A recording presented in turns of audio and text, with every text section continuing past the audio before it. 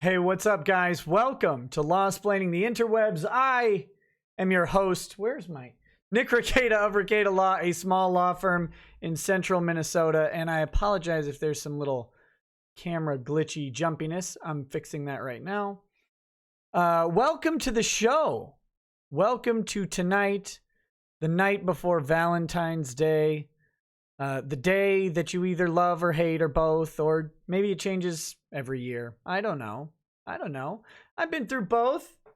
Been through loving and hating Valentine's Day and being mostly ambivalent towards it.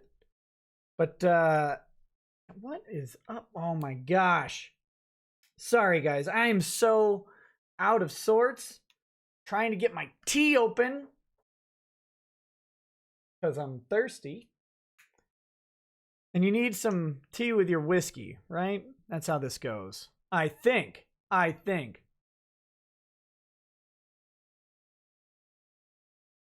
All right. So today we're going to talk about a couple different topics. But first things first, I have to shill. I have to shill a little bit. It's not really a shill. It's an encouragement to my supporters who are out there. You support me on Patreon. I'm going to ask you to, can you see that okay? I hope. I'm going to ask you to support me on newproject2.com instead. This, of course, is the Patreon alternative built by Dick Masterson. It is functional. You can support me on there now. There are still features being built, but I'm encouraging everybody who supports me on Patreon to actually move their donation, if it is convenient for you, to move it over here, and with the hopes that Patreon gets less and less money, and you and I have a closer relationship with less cuckoldry getting in the way, right? We don't need Jack Kant watching from the corner in our consensual adult relationship with each other. That's not what this is about. No, this is about you and me and you, not Jack. Jack doesn't need to be in the room. Jack doesn't need to be in the room. We'll send him a postcard. But that's where this is. So you go to newproject2.com, which I think maybe Notch mentioned that name. I don't know. That's what I got from the impression I got from a tweet from Dick, and then / Rekieta Law. So I'll be updating the video descriptions to have that in there. I just got this stuff built kind of today or yesterday or whatever. But yes, so it will be, uploads will start happening there, and that'll hopefully be the platform of choice. Also, if I may shill some other people who you might like, Null Josh Moon has his page going over there, so you can beat the system and actually give money to Null, which has been a hard thing to do for a while. So go ahead and check him out. Of course, Dick has his page up. There are others as well, and the platform is invite only at the moment, so you have to do an application for it. But you guys can go support whoever you want, I believe. Put the link in the description. I will do that.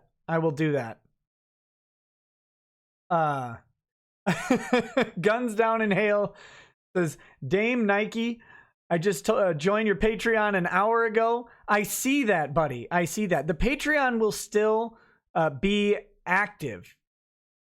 The Patreon will still be active until people have transitioned away from there. I know some people support a lot of people on Patreon and like having their stuff there. I'm just going to encourage people to move over to this other platform as it works for them, because, it's not too much of a problem for me to keep things running. But I of course would appreciate less money to Patreon who stifles speech. I'm not a big fan of it. So this is a new platform. Gonna give it a run. It's made by someone I'm a friend of, so that matters.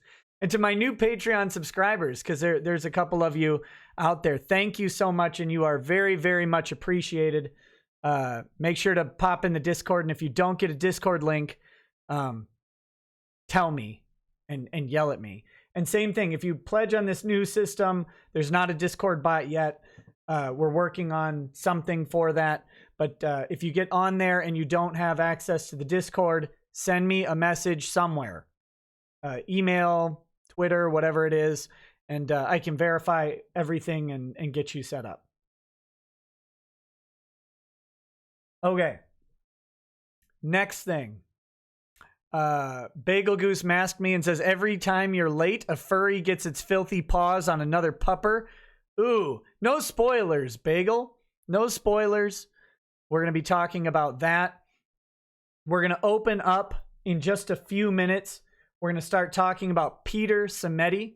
By all accounts, a kind and nice gentleman who just wants to sell comics that don't cost $5 a piece, but get comics in the hands of people at prices that are a little more reasonable and give independent creators a real distribution platform so that they're not just raising money on Indiegogo or GoFundMe. It's perfect for, periodical writers. This is Alterna Comics. Get it? Alterna, like the alternative to the big two, right? And Peter was doing a live stream last night and was swatted. So that's what it's coming to in comics. That's what it's coming to in comics. It's really horrifying. I know people are asking not to jump to conclusions about who it was. And of course, we don't know who it was. Although there is a certain faction. There's a certain faction that has dedicated a considerable amount of time to trying to destroy Peter Simeti and Alterna Comics. This certain faction decided to almost drive him to suicide last year with their words and their tweets and stuff like that. So, I mean, I don't know if that faction had anything to do with it. I don't know who it was. I have no indications. I don't have a way to speculate or guess. But my little radar is pointing in one certain direction on who it would be, because Peter has gotten a lot of support from a different faction in the community. And we'll leave it at that for now. We're going to get into that topic. We'll read his tweets and talk about swatting. As this becomes more prevalent, we'll talk about maybe how to deal with swatting, what to do, how to prep for it, how to get yourself ready for the different types of things that could happen in a swatting event, so you don't get killed, right? Because that's the whole problem here, is these dumb people who are calling in SWAT on other people, or calling the cops, right? Ian Miles Chong. Is he commenting on this? God, that'd be great. That'd be great. Anyway, calling the cops and saying there's a dangerous person with guns or with knives or who's killing people or whatever. The risk is that the person dies at the hands of police. That's the risk. And what is worth this? What is worth this?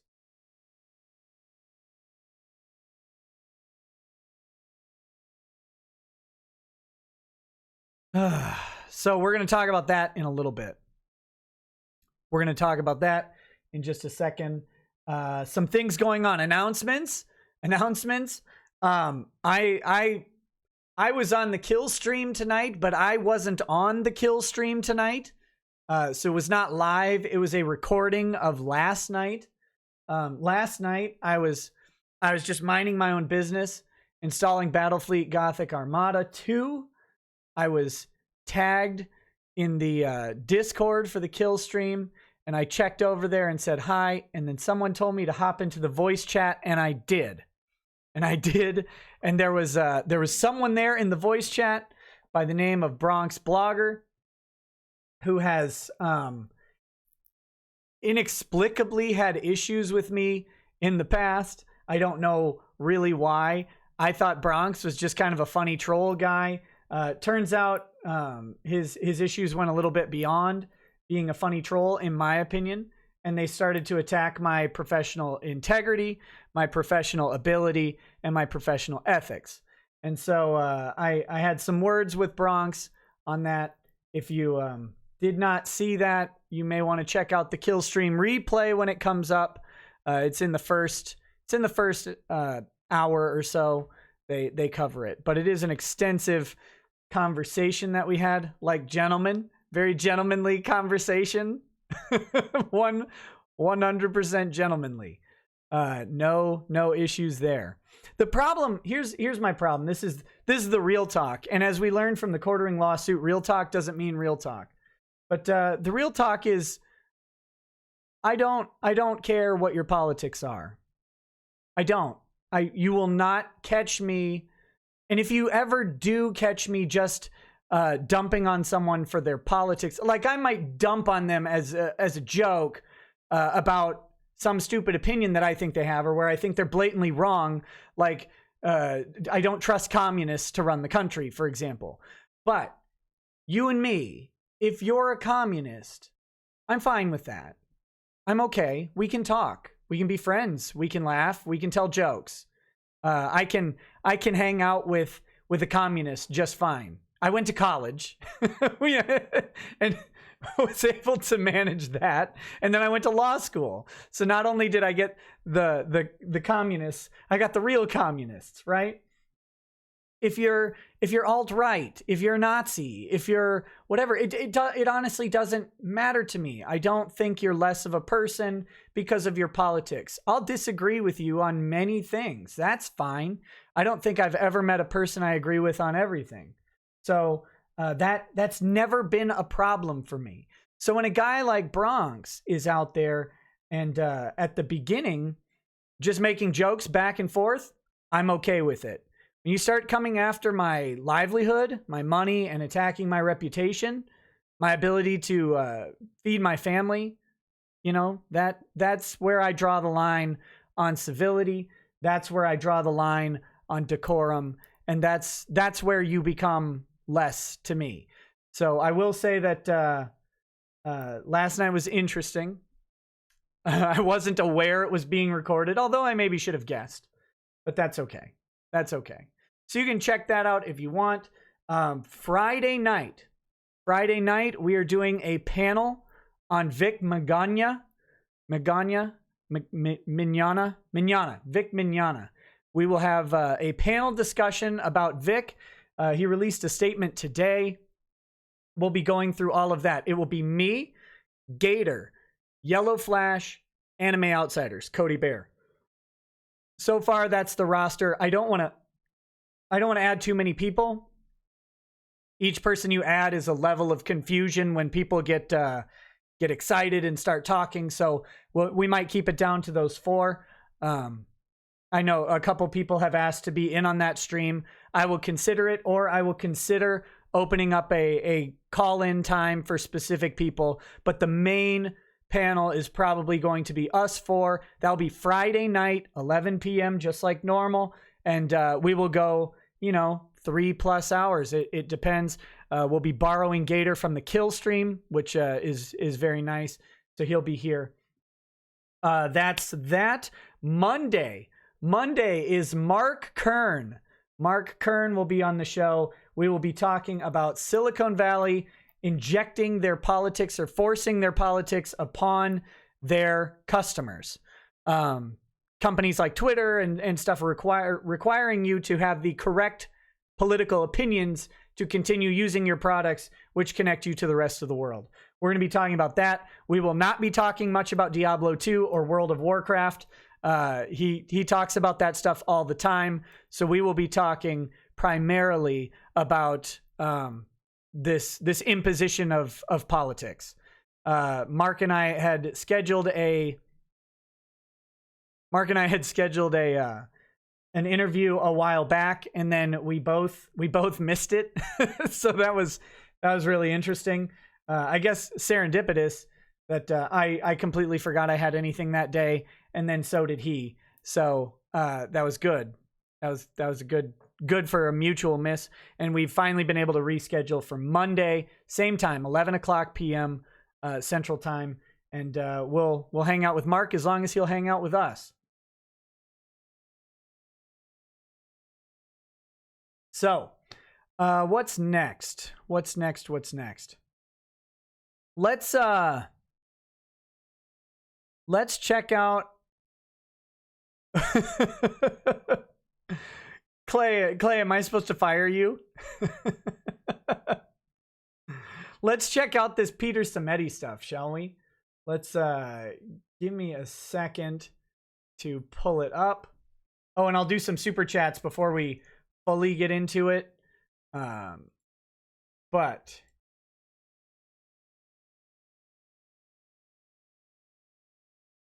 here we go. Trying to pull up the thread here. All right. So let's get this over here. We'll read super chats. Let me zoom this in, maybe. Okay. We'll read super chats in just a second. Oh, let's see. Oh gosh, I don't have the Stream Me thing pulled up. Curses! Stream Me's pulled up now. I'm not trying to ignore you guys. Stream Me is now pulled up. Thanks for joining me over on Stream Me, guys. The chat is pulled up. I mean, it's been running, but I didn't have the chat up. So the chat's pulled up on Stream Me. Let's hit these super chats. And while I'm hitting these super chats, if I could get a little bit of feedback, I'm getting requests. To go through the legal debacles of a certain YouTuber by the name of JF Garipe. He is a French Canadian, I believe. He was associated with Warski, and there's been some stuff going on, some sort of leaks of legal documents and legal cases that he's been involved in. So if you guys want me to cover JF, just kind of let me know if the chat is interested in that. I guess 1 for yes, 2 for no. Is that how this dude works? Is that how this stuff works? So anyway, let me read these chats and then we'll do the Peter Simeti stuff. Gateway into Comics says, "Hail Nick, hail Comics Gate, hail War Campaign." Andrew War Snowboard says, "How many of these swatters don't support the Second Amendment?" Well, a significant amount of them, I would imagine. And then Bagel Goose says, "Daddy Nick feeding us the law one mouthful at a time." Okay. So maybe we'll devote a stream to the legal issues of JF. I don't know.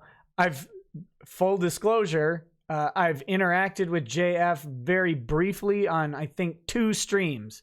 One on Coach Red Pill's channel and once on the Kill stream. He came on the Heal stream while I was on it. That's about the extent of my knowledge of JF. So yeah, we'll have to see. Getting a lot of 1s, got a couple 5s and 3s. But I don't want to do... I think Zoom did like the full read through on his channel of the documents. It's just hours and hours of legal text. I don't know if I'll do that. Maybe I can knock it down a bit and get to the juicy stuff. We'll see.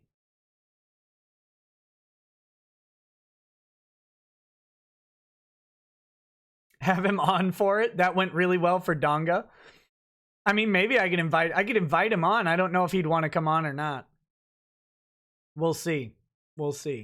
Okay, so Peter Simeti. Let's move on with the show. Peter Simeti is a guy who created a company called Alterna Comics.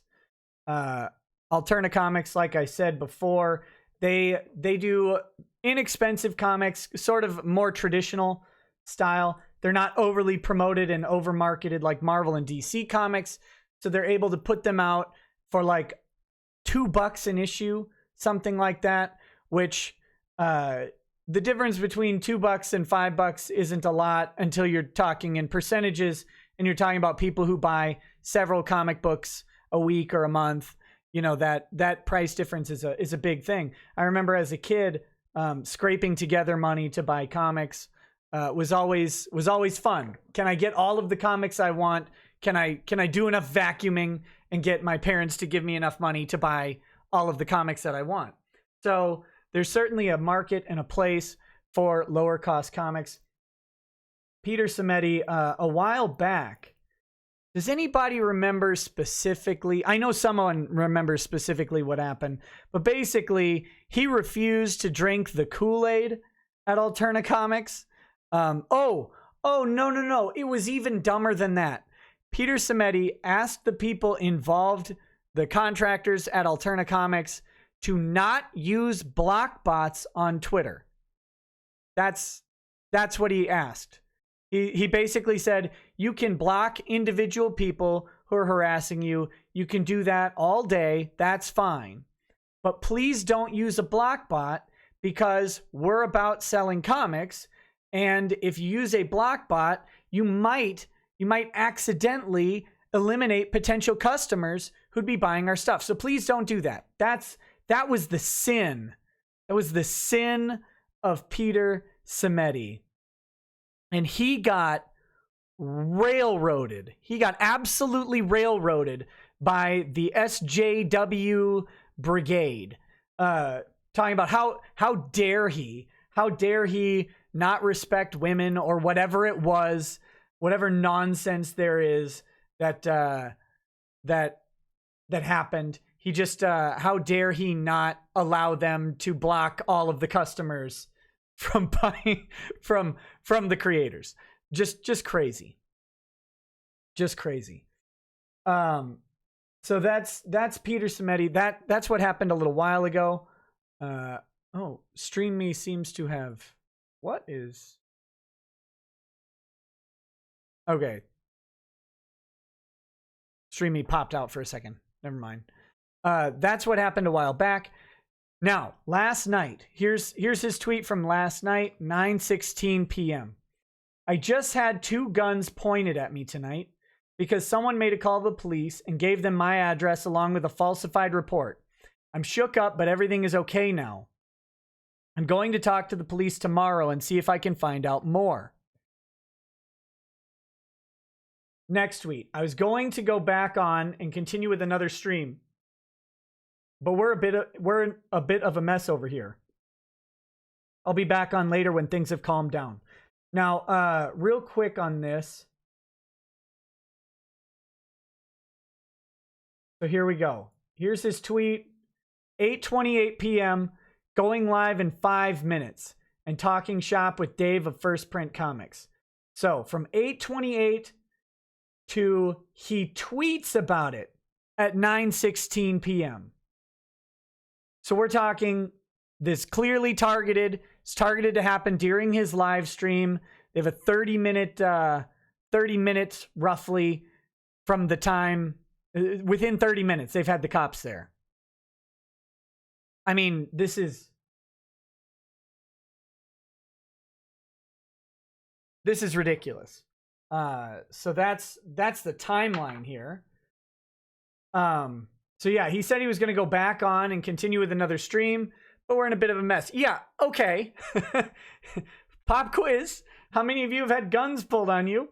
It's unpleasant, I'll tell you, to look down the barrel of a gun that someone might want to shoot you with. So fully understandable if a guy gets guns in his face and doesn't want to come back onto a show after that. That's horrifying. He says, I'm grateful that the police were thorough and quickly assessed the situation. It was the scariest thing I'd ever been through, but their judgment in the situation is the reason I'm even alive right now and able to tweet this. Things could have gone much worse. And we know, of course, from last year, that guy who got swatted, who was not even involved in anything. He was just a guy, and they had a bad address for him. That guy didn't make it, right? He's dead. He took a dirt nap because of the judgment of the police was that he was dangerous. Even though he didn't know he was dangerous, he didn't know how to act. That's what we're going to talk about in a little bit. And this is tough stuff. I'm going to give you advice. And that advice is going to be the hardest advice that you'd ever have to follow if you're in the situation. Let's see. Yeah, I'm getting some people saying yes, they've had guns pulled on them. It's not fun. It's not fun. Okay. According to the police, an anonymous caller pretending to be me called up and said that I had, quote, stabbed my girlfriend and I was suicidal. They gave the cops my name and address. The sergeant gave me his card and I'll be giving them a call tomorrow. I'm looking forward to cooperating with local law enforcement on this. Thank you for all your kind words tonight. And the only thing I ask is to please remain calm and do not accuse anyone or any group of people as being responsible. Sorry, Peter. I'm going to heavily infer that it's a particular group of people. I'm not going to infer any particular person, but there's a group whose attacks on people that they don't like in comics have actually been escalating into real life for some time now. Cooler heads will prevail. Thank you. Update. So that was 24 hours ago. These were all in quick succession. And then this one was from 9 hours ago. Update, just got back from a meeting with the police and an investigation has been opened. As a result, I can't comment further on this situation, but I'm glad they're taking this very seriously and have been fully briefed on the extent of the matter. Thanks, everyone. Now, let's talk real quick about swatting. Swatting is an improper use of police resources. It puts people in danger. It allocates police to a place that they don't need to be, so they can't respond somewhere else. It costs a lot of money to deploy a SWAT team. I don't know, it says he had 2 guns pointed at me, and we're calling it a swatting. We don't know if a SWAT team showed up at Peter Simeti's house. What we do know is that at least, well, I guess it could have been 1 cop with 2 guns because he's a madman. But it's probably 2 cops at least show up, and as they approach the door with guns drawn. If it's an actual SWAT team, this involves a massive amount of cost being deployed, massive amount of your tax dollars at work for an internet, just a prank, bro. But it's not a prank anymore. That's the important distinction here. No matter what anyone is saying about this, this is no longer a prank. People have died from swatting. We know that a dog was flashbanged while swatting. I think we know that. I don't know if we know that. That's an allegation, at least, that seems to have some traction. But we do know that there's significant risk involved, and everybody knows this isn't a joke. These aren't 15-year-olds playing Halo back in 2003, right? It's not that anymore. Now we've got real issues. This is a widely disseminated problem. So what do you do? You're someone online. If your address is out there, even if your address isn't out there, you're an online personality, you might want to consider contacting your local police department and warn them about something like this. If your name is public, or so someone like me, I guess, although I hope I'm not a target. That'd be ridiculous. But some of the more inflammatory YouTubers out there with big followings and big potential rivals. We know this happened to Andy Worski, although his was a little bit more Canadian and a lot more tame. But yeah, you may want to talk to your local police department. Just let them know what's going on. So hopefully they get a call and they have just a moment of pause, or they have some sort of way to verify what's going on. This person called in and said they were Peter Simeti.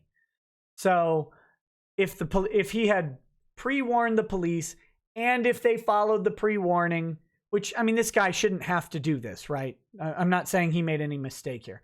But if he had pre-warned the police, and if they had followed protocol or an internal procedure to check on that warning with some sort of system, they might have been able to avoid this. Like, hey, we just got a call saying this is you. Call back, or, give a call back, or maybe they call the house and check on it. I don't know. I don't know what their options would be, but you may want to talk to police about it. Most people aren't going to know this is coming. Most people aren't going to suspect this is coming. Here's the biggest thing you can do. If a SWAT team shows up at your house, they knock on the doorbell, they bust down the doorbell, the first thing you should do is lay down, identify yourself. You are unarmed, whatever it takes. What you should not be doing is arguing with cops. You've got to work as hard as you can to keep your blood down, because their blood is up, and there's nothing they can do about it. There's nothing that they can do about it. They're not coming into this situation with correct information, but they also have no way to verify the information is correct. All they know is that it's possible that they have moments to save someone's life. That's the object of the police in that moment. So, laying down on the ground, putting your hands behind your head, preemptively, just drop.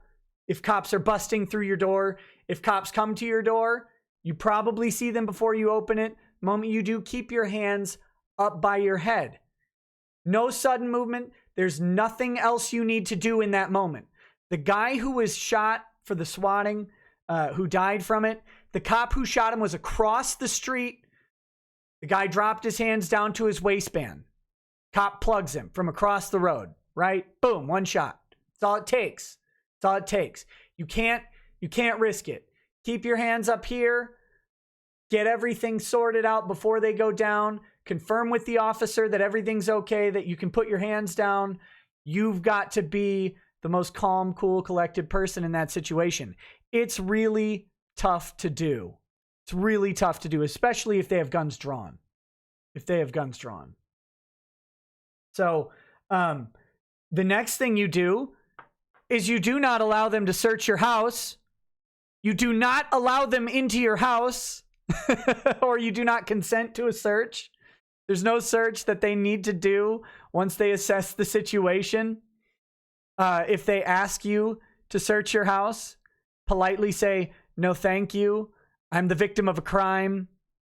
I will not answer any questions without talking to my lawyer. Make sure you're protecting yourself. Okay? That still applies.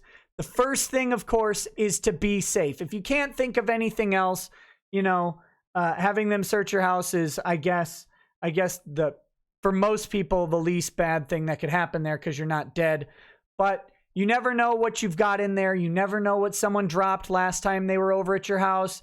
You never know what's going on, right? You don't know that painting on the wall was reported stolen. Who knows? But what you should know is that you don't ever have to consent to a search. And even if they do search your house, we'd like permission to search your house. No, thank you. You don't need to search my house. That is okay. They may still do it, all right? Because they may say that there's expedited circumstances that they have to verify, blah, blah, blah, blah, blah. Do not consent to them searching your house. Don't do that. They need to search your house. They can get a warrant. That's okay. Look, they've already, if you're at the point where they're talking about searching your house, you're at the point where they can get a warrant at that point. There's no knife to anybody's throat. There's no guns being pointed at anybody's head. There's no hostages. They've diffused the situation. They found out it's a prank. Let them deal with that. And then, if they do ask to search your house, or in any case, you probably want to call a lawyer. Whatever's going on, you want to have a lawyer that you trust on hand just in case. You don't have to hire him on the spot. You don't have to pay him a bunch of money. Find a guy who says, listen, or who you can say, listen, I'm in this situation. Will you take a phone call at, at 12 at night, at 11 at night, at 3 in the morning? Do you take a phone call for this? If I need representation in a pinch because someone swats me or the police come and try to search my house, do you do this? Find a guy who does it. I do it. I answer phones 24/7 for my existing clients. If that's a service that they need. So find a lawyer. If the cops are searching your house, especially if you have something in there that you shouldn't, especially if you have a no-no in your house, have a lawyer that you know. Have a lawyer that you know and trust. Just build up a relationship with them. Get their card. Put it in your wallet. Don't reach for the wallet while the cops are at your door, okay? But, again, the most important things in these scenarios. Be calm. Be calm. That's the trick. Be calm. Be cool. Help them calm down. Don't be mad at the cops for showing up at your place. It's not their fault. Not their fault. Oh my gosh. Hold on. I gotta slow down. Stupid.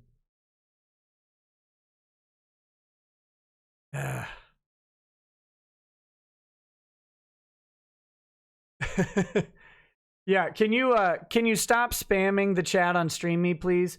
I don't actually care what you're saying with the spam, but I do care that people can't see the chat. So, can you just knock it off? That'd be lovely. Okay. So, next part. There's a couple chats I want to go through. I want to see if there are any questions in here. Dylan Jeffrey says, am I lucky that I was asleep in my car in Minecraft drunk waiting for the magic alcohol potion to wear off? When a cop came to my car to talk to me, all I recall is DUI being mentioned, but I'm not in jail, so I think I'm all right. I Ubered home. Strong recommend, do not be drunk in a car. Do not be drunk in a car that you're in the driver's seat of, or that is no one else is in the driver's seat of. That's strong recommend on not doing that. In a lot of states, just being in the driver's seat intoxicated, even if you're not moving, is considered to be an operation of a motor vehicle while under the influence. So, Mr. Jeffrey, you may be lucky. There may be a citation coming. You could still, in Minnesota anyway, you could still be cited after the fact. But yeah, be very, very careful about that stuff. In some states, you can't even sleep like in the back of your car if you're intoxicated. But one thing you might be able to do, you may want to check into in your jurisdiction, writing up or printing up you print up a piece of paper that says, no, I do not, I will not answer any questions. I'm in my private vehicle. I'm not moving. Please leave. I'm fine. I own this vehicle. Leave me alone. I won't answer any questions without an attorney. So there you go. Some states will allow you to actually have a pre-printed message like that. And if they just walk up to a car and see you in there, they have no cause to do any of that stuff. Like, they can't do anything to you at that point. So you don't actually have to go ahead and you don't have to, you may not have to, depending on your jurisdiction, roll down your window or answer questions or get out of your car or anything like that. Check with an attorney in your jurisdiction if you like sleeping with alcohol in your car. There you go. There you go. Okay. Bagel Goose says, no gun, but I've had gunt pulled on me, which I'd argue is worse. You definitely don't want the gunt pulled on you. Matthew Rivard says, love you, Rackets. How did you stay composed talking to Bronx? He was preaching some sort of bad accusations, get bad representation, bullcrap. Oof. Bronx is Bronx. There are worse people out there than Bronx. There are worse people out there. I try not to get too heated on stuff like that because, it doesn't help to yell all the time. Sometimes it's fun Don't get me wrong. I'm a fan of yelling sometimes, but it doesn't always help. It's not always beneficial. So try to keep my cool on stuff like that. And I also assume that they're operating out of ignorance and ideology, which is, that's just who you're dealing with. SJ Jar Jar Binks says, you're going to hate me for thinking this. What about probable cause when SWAT is deployed for search? And 2, what about a wrongful death suit?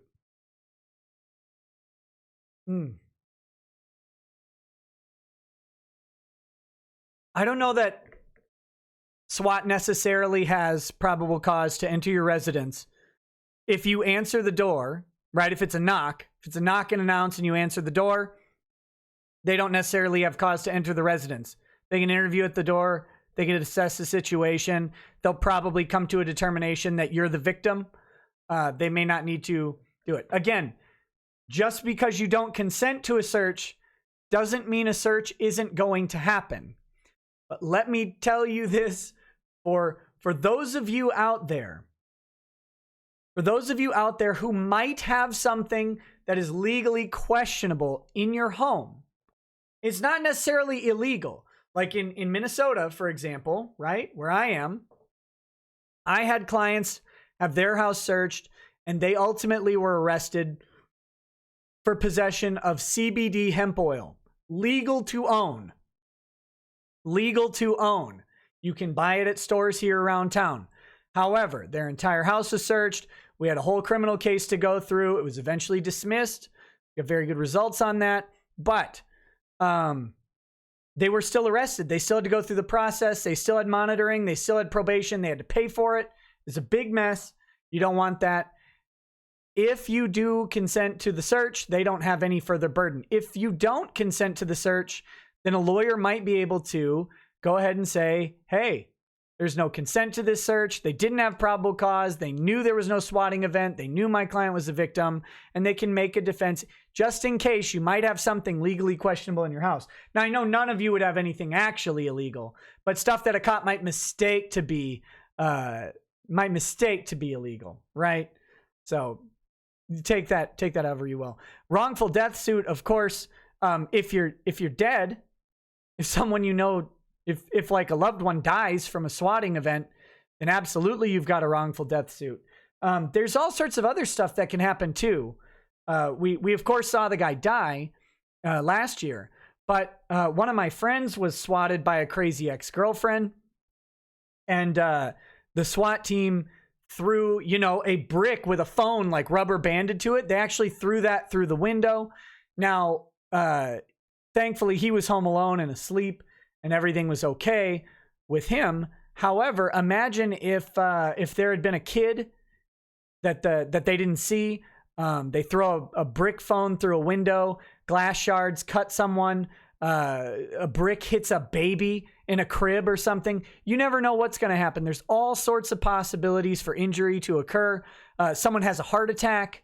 Someone has some sort of like maybe they use a strobe light and Kurt Eichenwald has a seizure. Who knows? Who knows what happens? There's lots of potential causes of action that can burst out of here. And the cops aren't going to be guilty for it, but whoever makes the call certainly could be on the hook for that stuff. Monkey Elvis says, in a swatting situation, at least in my state, you have no control over the police entering and clearing your house. It's sad, but that's where we are. Yep, that very well could be the case. Again, if they, like, what I'm talking about is if you're in a situation like Andy, where you got cops coming to your door. Sounds like Peter Simeti had cops come to the door. I don't know if he had SWAT there, but it doesn't sound like a bust-in sort of situation. Maybe it was, maybe it wasn't. However they do it. If you're in a situation where they're asking for consent to search, don't give it. You shouldn't give consent to search your property, even if you think there's nothing illegal in it. That's just general idea. Of course, talk to a lawyer in your jurisdiction to verify that. And again, you can say no, and they can still come in and do it, but it may help you in a legal defense later on. Finally, SJ Jar Jar Binks says, what about officers using they smell marijuana card or officer safety? How do you get the judge on your side? Really tough to do. The smell marijuana card. Oh, yeah, this is a good thing to talk about. I tweeted about this. Tennessee has proposed a bill where they cannot initiate a search based on smelling marijuana anymore. Of course, we'll see if that actually goes through. But that is one of the big lies of law enforcement. They can always smell marijuana, or later they always did smell marijuana, and that's why they did what they did. I don't buy it. I know that marijuana has a very distinct smell. There's a lot of smells going on. I don't believe that they can always smell marijuana. I think that's their instinct and their hunch telling them what they smell. And the best part of that is we don't have stats on the negatives, because if they smell marijuana and search the house, there's no case. So if they don't find any marijuana, you'll never know that they didn't find anything. There's no statistical way to measure the false negatives on smelling marijuana. But yeah, how do you get the judge on your side? We got to just keep pushing and pushing against that, because that is absolute nonsense. Biggest Dickhead says, but it is easier to allow them into your house than it is to be shot. Yes, like I said, you say you refuse consent in words, and if they say, we're going to come in anyway, you say, I understand, I do not consent. That's all. Then you get out of their way.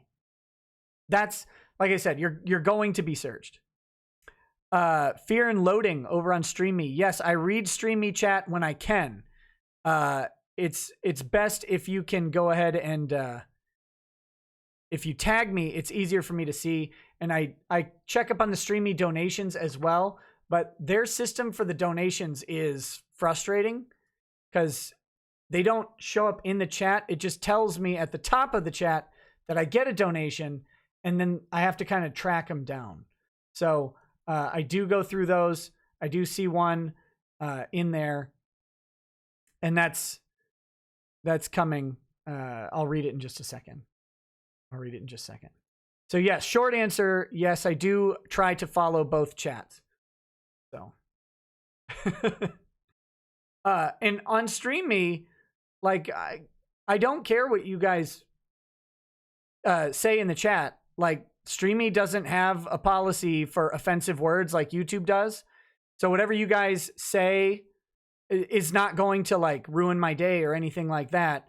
I just prefer people don't spam just because it makes it hard for me to follow the chat, right? Like I'm monitoring two chats here and it's a pain. So.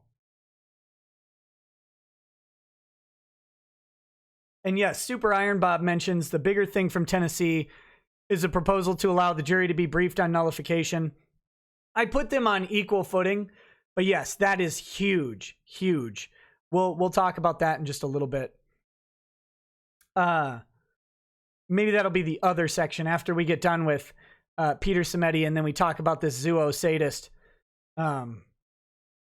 creep.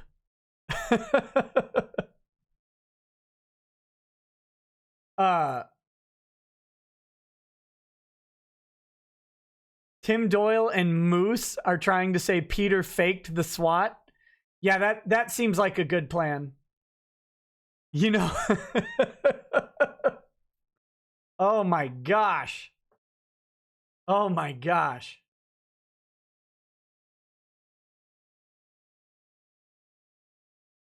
Spam equals points on StreamMe. They're making you money.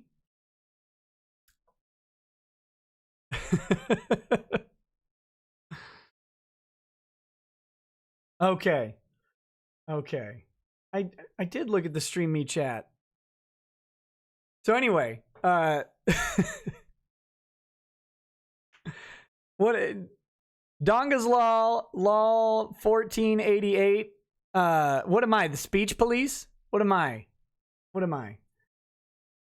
And yes, I am still planning on doing a 24-hour stream for 24,000 subs. Is absolutely in the plan. Absolutely in the plan. But okay, so let's wrap up this Peter Simeti thing. This is going way too far. Way too far.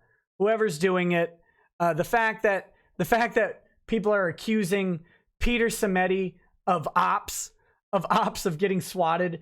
It happened during a live stream. So I mean, that's a problem.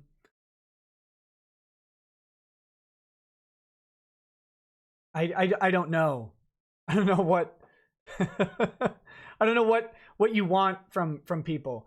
Most people don't think this way, and I think that's maybe that's the mentality of people like this, is that, oh, he faked being swatted. I mean, I guess, you know, if there's anyone I expect to be a giant troll on the internet, it's Peter Simeti, the guy who's like apologizing to people for him being railroaded. That guy seems like he's probably faking all of it. The first guy from the first thing over at StreamMe asks, what do you think about the legality of statewide legally actionable bans on boycotting businesses by nation?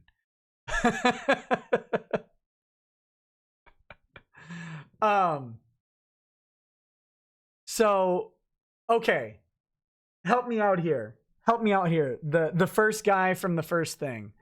So we're talking about boycotting a business based on the nation or tribe or national origin of the business owner. Is that what we're going with? For example, it was a couple years back. I remember there's an Israeli cosmetics company that was like Dead Sea salt scrubs or something like that, and people were boycotting them as sort of an anti-Semitic thing, is what it was accused of being, anti-Semitic. Whether it was or not, I don't know. I don't know the nature of the boycott. But is that what we're talking about, where we're boycotting a specific national origins business because of the national origin, and then statewide trying to ban the boycott? I don't know how you ban a boycott. Nation of Islam, inshallah. Inshallah. No, I don't think you could ban that. How would you ban people not buying stuff? That seems really weird. If there's been any proposals for that, I'd be really, really interested to see what those are. I have no idea. I can't figure out how that would be constitutional. You have freedom of assembly, you have freedom of association, freedom of speech. All of this stuff is, it seems like it would be really hard to enforce that. Seems like it would be blatantly unconstitutional. So there you go. Let's see. Y donated on and says, stream me points are awarded based on time spent watching, not chat participation. Well, there you go.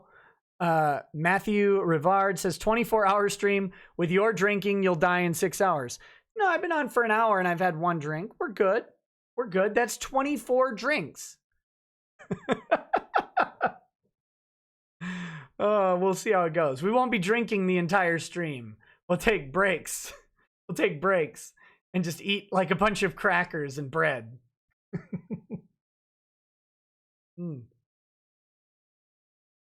Okay. Thoughts on a certain group of people calling for legal action against Vic defenders? Yeah, here's my thoughts. Those people are stupid. There you go. They're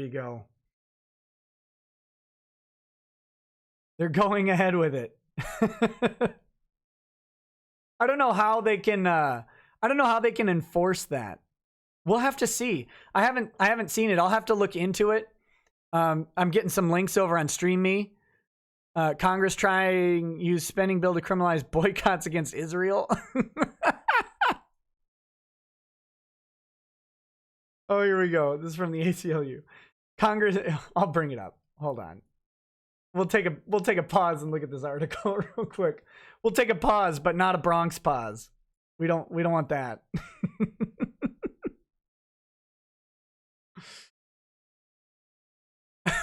Here we go.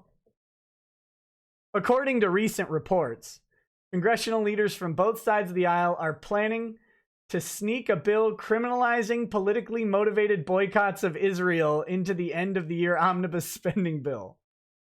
The bill's original sponsor, Senator Ben Cardin, is pushing Democratic leadership to include this bill, which has not moved forward thus far, primarily because it violates the First Amendment.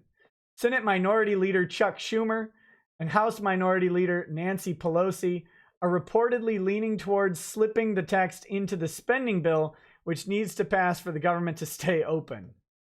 The ACLU has long opposed the Israel Anti-Boycott Act. Oh, you heard it here, guys. ACLU is anti-Semitic. We found that out just now. Through its multiple iterations, because the bill would make it a crime to participate in political boycotts protected by the First Amendment. Now the bill's sponsors are attempting to avoid public scrutiny by including the bill's unconstitutional criminal penalties in must-pass legislation scheduled for a vote just days before Congress's holiday recess, likely because it will be harder to pass in the new Congress. Earlier versions of the Israel Anti-Boycott Act would have made it a crime, possibly even subject to jail time, for American companies to participate in political boycotts aimed at Israel and its settlements in the occupied Palestinian territories, when those boycotts were called for by international governmental organizations like the UN. The same went for boycotts targeting any country that is friendly to the United States if the boycott was not sanctioned by the United States. Last week, the ACLU saw an updated version being considered for inclusion in the spending bill. Though this text is not publicly available, while Hill offices claim the First Amendment concerns have been resolved and potential jail time has indeed been eliminated as a possible punishment, the bill actually does nothing to cure its free speech problems. Furthermore, knowingly violating the bill could result in criminal financial penalties of only up to $1 million. Only up to $1 million, hopefully paid directly to Israel. Were this legislation to pass, federal officials would have a new weapon at their disposal to chill and suppress speech that they found objectionable or politically unpopular. What do I think about this bill? I think it's a horrible totalitarian nightmare. This is absolutely ridiculous. Of course you should be able to criticize and boycott Israel or Iran or Canada. I mean, I boycott Canada all the time. Just by living in America, I'm boycotting Canada. Right? Is that how that works?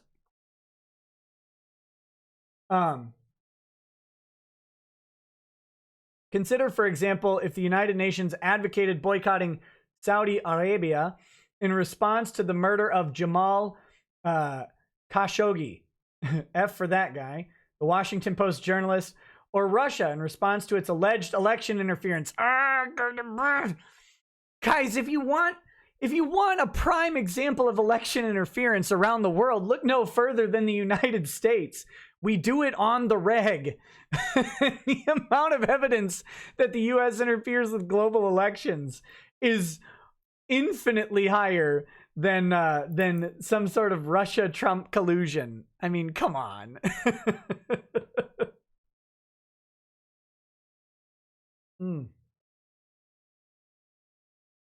There we go.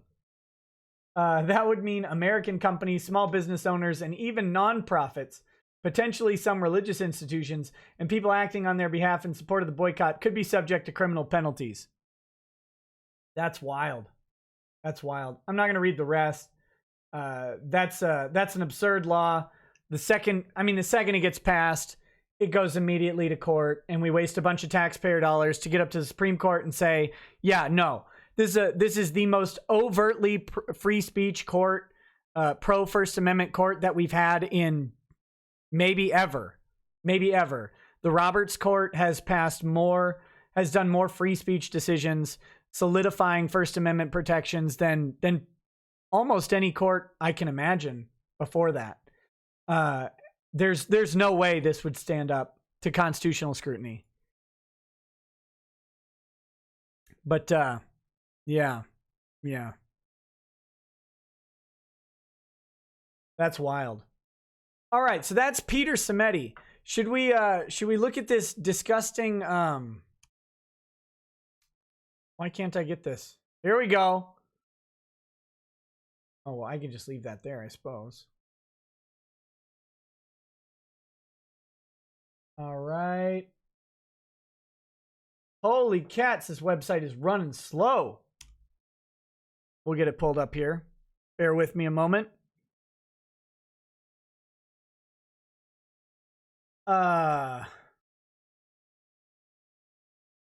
I might have to. I just had this website pulled up and then I moved the window. Oh my gosh. We'll get it up in just a second. We'll get it up in just a second. That's what he said all the time. That's what Al Roker says. Just kidding. Poor Al Roker. He pooped his pants. Siren Jag says, you will buy our cheap crap.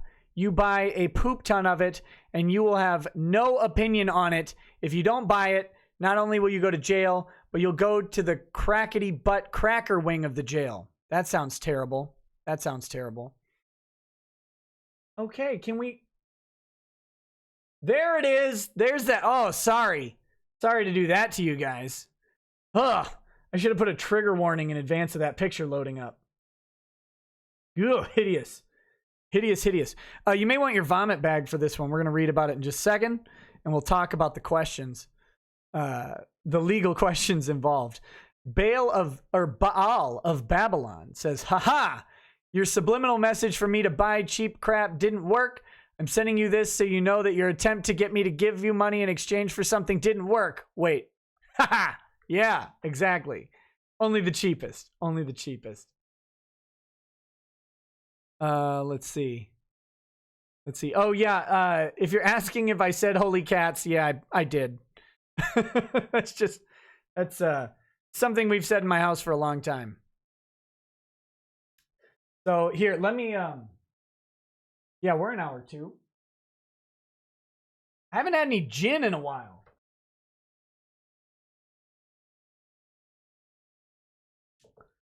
This is Napaway. Oh, sorry, the camera went out of focus. Napaway. This is a Finnish gin from the Carrera Distillery Company in Finland. It was sent to me by Keck. You'll sometimes see him in the chat.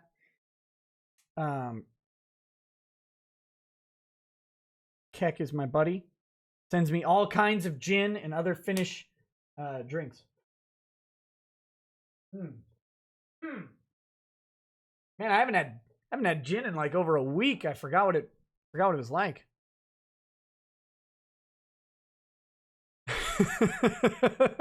Ralph, no. Aw. Come on, that's not Ralph. That's not Ralph. Don't do that to Ralph. And if you think gin is gross, you're having the wrong gin. That's what I got for you. Okay. On to this. This guy is allegedly, I say allegedly because I have only been told this, and I don't know for sure. Allegedly, one of the Zoosadists from the Discord leaks that hit the Kiwi farms was covered by several YouTube channels. I covered it a little bit.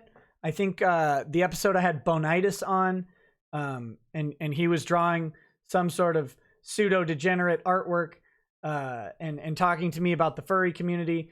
But yes, this guy is apparently, this arrest is a result of those leaks, the Discord leaks of lots of unlawful behavior. And this is the first charging that I know of that is directly related to those leaks. I know other people have been investigated or maybe arrested based on other things that have come about, but the main dump of leaks, I think this is the only one that we've verified so far. Although I heard there was a guy picked up in Cuba and then no one ever heard from him again.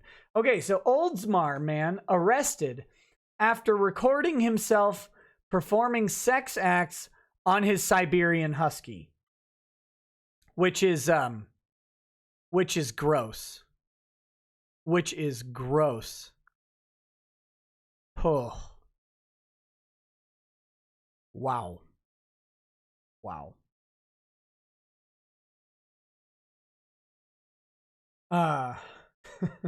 This is Florida man. I mean, it had to be, right? If Florida wasn't making entry into this debacle first, I don't know what the world would be coming to. This is a Florida man. This is Pinellas County, Florida. An Oldsmar man was arrested Monday afternoon after detectives say he recorded himself performing sex acts on a Siberian Husky dog.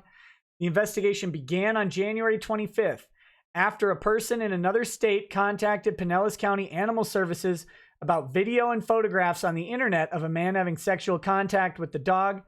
Animal Services notified the sheriff's office.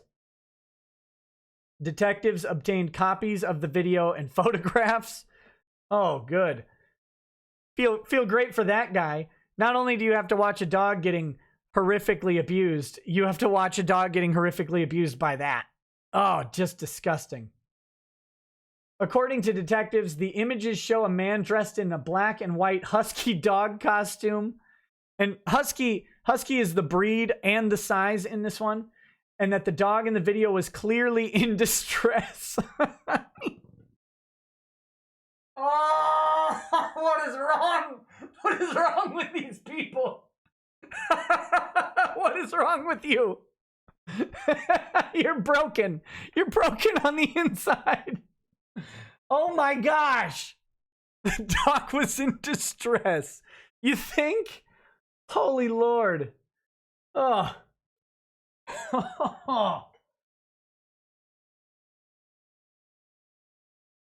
Man. He could have done the dog a favor and Cosby'd it or something. Oh my goodness. That is awful. That is awful. Blue Samurai Zero says, "Hey buddy, Nick buddy, I see your hair combing that you're a Richard C. Meyer fan. Excellent. I'm behind in the stream and playing at 1.75 speed. Thanks for covering the Simeti incident. If Simeti is listening, we really appreciate you, man. Yeah, Simeti, we got your back, buddy. We got your back. People know that you're a good dude trying to do good things." True American Hero says, "Remember, kids, always record your crimes. That's the best advice anyone's ever given." Donald McKenney says, "Hey, longtime Minnesota lurker, first time super chatter.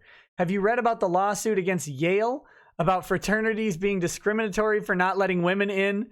The complaint is on the New York Times." I saw a brief thing about it, that fraternity culture was promoting an air of sexism or whatever. So if their solution is to let women into fraternities, I mean, I can't see any possible problems with women being, just automatically and always in the room with all of the fraternity men. Like, I can't see any problems or any Me Too's or anything resulting from that. No absolute disasters of policy involved there. To force frat houses to let women in doesn't sound like a problem at all. I don't know what the issue would be. I haven't read it yet. No, I just saw a blurb about it. Sounds like a bad plan. Daniel Price donated but didn't say anything. Thanks, buddy, for that. I appreciate it. All right, back to this. You gotta take pauses on some of these articles. Authorities tracked the video and photos back to 21-year-old Christian Stewart Oscar Nichols.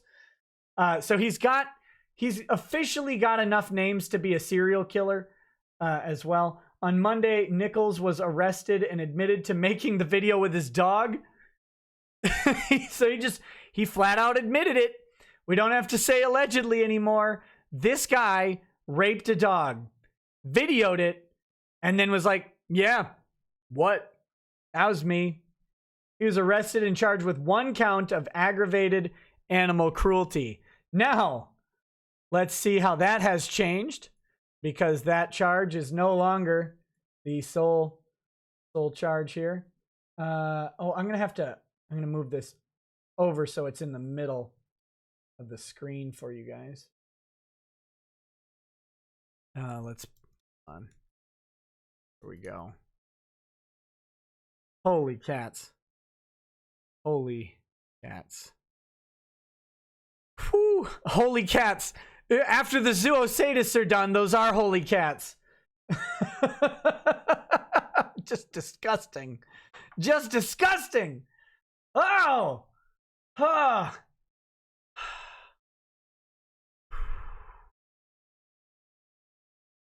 All right, here we go. So this is Christian Stewart, 17 names, Nichols. Well, there's his address. Don't do anything to him. Hair is bro. Complexion is legit. I think they got the height and weight mixed up. It says height is 5'08" and weight is 220. I'm pretty sure that's backwards. He's released on a surety bond of $500. So here we go. He was originally charged with 1 count. He's got 11 counts now. 1, 2, 3, 4, 5, 6, 7, 8, 9, 10, 11 counts. Okay. He's got 11 counts. 10 of those counts are the same charge. Okay. That's prohibited act in connection with obscene material. All right. So I looked up this charge. I'm not going to read it online because it's really wordy, because it has to cover like everything you can imagine with possession of various obscene materials. Now, the Supreme Court, if you don't know this, the Supreme Court says that obscenity is not protected First Amendment speech. However, their definition, their definition of obscenity is kind of nebulous, but I will attempt to reiterate it. The famous line from the Supreme Court for obscenity is, "I'll know it when I see it." And there's a great story of Supreme Court justices going to watch like an early 70s porn movie, taking, the 9 justices, all like 68 years old, waddling into a back room with their like 25-year-old interns who are all fresh out of the top tier law schools, all their clerks coming in, and they sit in the back room and they all just literally sat down and watched porn for a couple hours to see if it was obscenity. The famous line, of course, is they'll know it when they see it. But obscenity is any material that lacks any artistic value and exists solely to arouse the prurient interests in the viewer, which is that's a wordy definition. That's a wordy definition. Prurient interest is a weird phrase, but it means uncontrollable sexual arousal. So it's a funny standard, right? Like as sophistically, it's a funny standard. The point is that there's no value to it and exists only for sexual arousal. However, what is de facto obscenity is child pornography, animal pornography, stuff like that. That's considered obscenity and is really hard to get any sort of free speech protection on it. So just noodle through the fact that the Supreme Court has said that that child pornography and animal pornography can cause uncontrollable sexual arousal in the viewer, and that's how they know it's obscene. So it's just good job, guys. You could have picked a different word. That would have been better.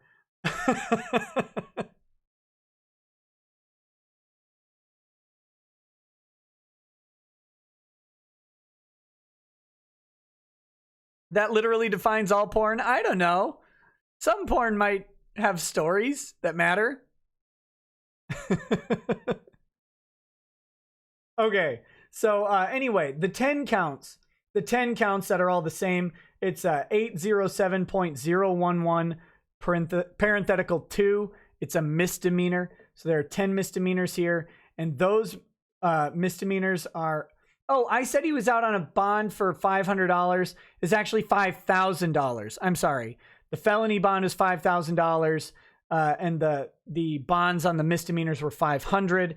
So, and the way bonds tend to work is if you go with a bail bondsman, you only pay 10%. So he probably paid $500 on a $5,000 bail amount. So there you go. So these are misdemeanors. And these 10 counts are all possession of pornographic images that are not allowed, right? So these are presumably his own videos or pictures or videos or pictures that he traded for online that was in his possession when the police conducted a search. So that's the idea here. That's the 10 charges. Those are all going to be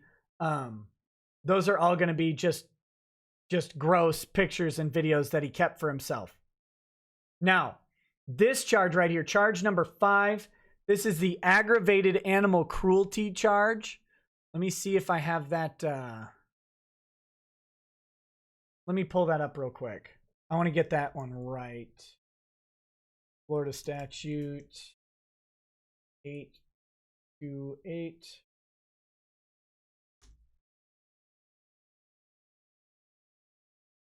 Okay. So bear with me a second. Pulling up this. So he's got 8.28 or 828.12 parenthetical 2. This is a felony charge. So this is cruelty to animals. A person who intentionally commits an act to any animal or a person who owns or has the custody or control of any animal and fails to act, which results in the cruel death or excessive or repeated infliction of unnecessary pain or suffering, or causes the same to be done, commits aggravated animal cruelty, a felony of the 3rd degree, punishable as provided in section 775.082, or by a fine of not more than $10,000 or both. And I'll tell you that is up to 3 years in Florida prison. That is the penalty that this is subject to.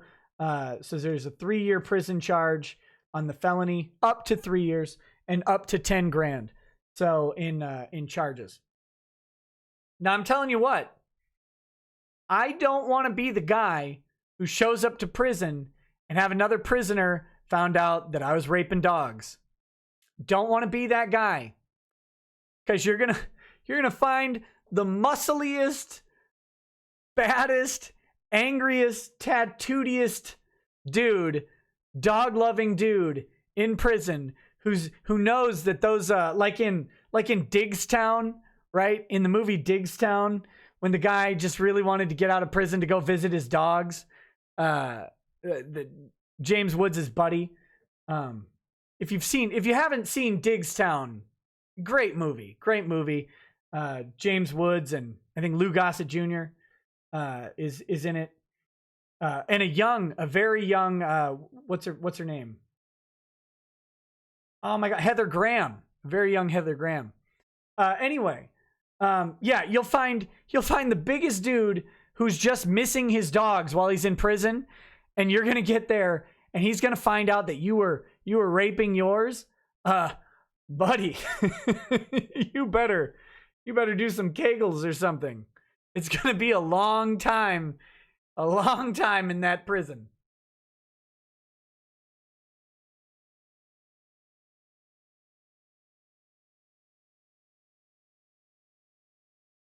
Long time in prison. Whew.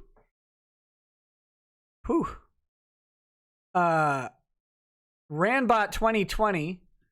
I don't know if that's the actual Randbot, but he says, Andy Worski found out that the sexual relationship his sister had with his grandpa got out. He backstabbed Geek. Might kill himself tonight. Big leaks just came out. What? What is this? What is happening? Yeah, I don't have time to read that right now. Well, I hope Andy doesn't kill himself. How's that? That would be lame. Not killing yourself is good. So we're opposed to suicide on this channel. Although, I mean, oh, goodness gracious, this guy is gross. This guy is gross. That was a joke. Someone said that was a joke. Oh, okay. Thanks. That was a joke for Andy, apparently. Guys, don't do that to me. I'm gullible. I'm gullible. Okay, anyway. Let's see.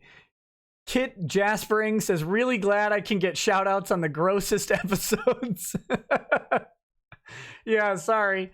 That's how it works. That's how it works. All the episodes are gross. SJ Jar Jar Binks says, so definition of obscenity, showing up to your arraignment in your fursuit. Yeah, don't ever show up to your arraignment in your fursuit unless you have a noose underneath it. SJ Jar Jar Binks. Okay, so if I'm being charged with a sex crime and I have video to prove innocence and judge denies, do I release to public and take a hit or risk losing case anyway and face consequence? If you have video to prove evident, oh, you're saying in Canada? That's a different question, isn't it? In Canada, you're not allowed to present video evidence to prove your innocence. Do I understand that correctly? Wow. I don't know what you do in Canada, buddy. That's a mess. That's a mess. Let's see.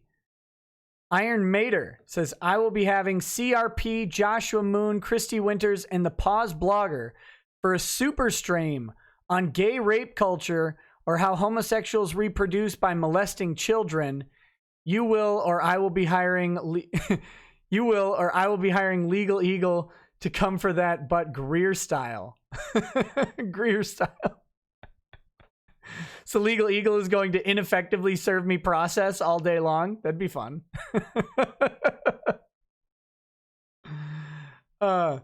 Daniel Price says, my instructor at Central Washington U posted a link to the class about your bad hombre video. You're officially teaching America's youth. Oh, that's awesome. That makes me so happy. So happy. Darth Bobcat says, gullible is written on the ceiling. You should have said written on my second monitor. Baal of Babylon says, idiot. There are states where bestiality is legal. I'm not sure if you're calling me the idiot for that or if you're calling this guy the idiot for not going to a state where he could bang his dog in peace. Whichever way, I'll take it. SJ Jar Jar Binks says, was asking what you do in America.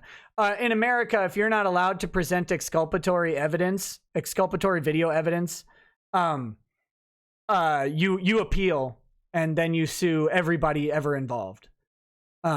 If you have video evidence proving your innocence and that's not allowed to be presented in the US, you will get compensated by the state for all of the jail time that you do waiting for your appeal. So, there you go. What is, what's next? Oh yeah. So this guy, of course, he's admitted to it. The, cruelty to animals. I mean, it's not going to be hard to convince a jury. Oh man, imagine the jury that has to watch the videos. Maybe they'll like blur out everything and just show the sad doggo face. But all of Babylon says that guy was an idiot. Yeah, well, I mean, hold on. Yeah, look at him. That guy's an idiot for sure. Oh my gosh. So Iron Mater, are you saying that you're going to have that show? You're having that panel of those 4 people? Or you're asking me to have that show, that panel of those 4 people? If you want to just tag me and let me know what you're thinking. You don't have to send another super chat. But just tag me and let me know what you're talking about.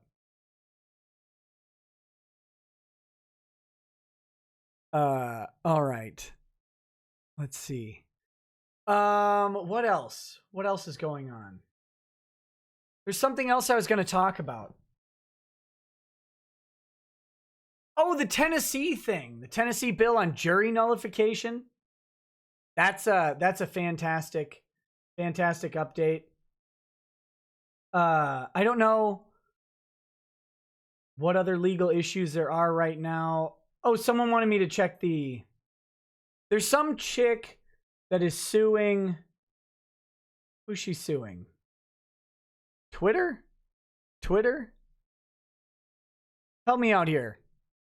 Some chick suing somebody because she got banned, I think. Oh yeah, she's a feminist and she said something like men are horrible and then Twitter banned her for hate speech.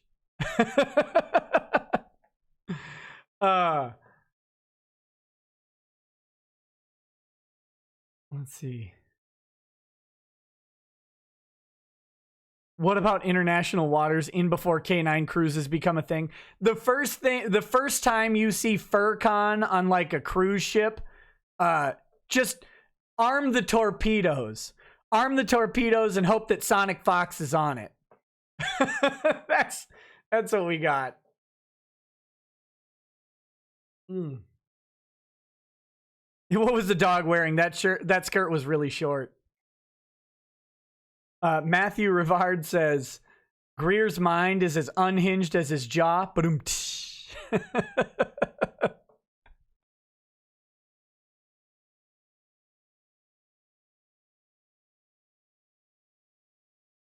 So I don't know. Maybe that's what we need, right? Maybe that's what we need for Twitter to stop banning people. Is we need a feminist to sue them. Maybe then we can get our justice. We can get our justice through female privilege. She said men aren't women. Oh, she's transphobe. Oh, that's what it was. Whoa. Doesn't she know that? She's only a woman.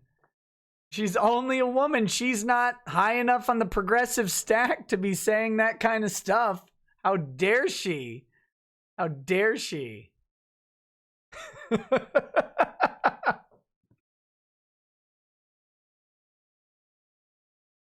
Oh my goodness. She said men are not women. She's a feminist who opposes the trannies invading female spaces. We don't want transmissions in female spaces. Absolutely terrible. So a friend of mine from college is a tranny or is transsexual or transgendered. Went through with the surgery and everything. So went male to female post-op. Is a male to female post-op. And however, has only ever been attracted to women. So now is a male to female post-op lesbian. So we're talking like really high on the stack, right? And back when I don't see their posts anymore. I don't know if I got blocked on Facebook or something. But back when I used to see it's official now, so I guess her posts, she'd complain about how anti-trans lesbians were. Like they hated the idea of a post-op female. Wow. Got lots of hate and abuse from the lesbians. So I assume that feminists are not that far off from the elbows. But I don't know that. I don't get down with that crowd. They don't like me because I don't understand their new lexicon. So there you go.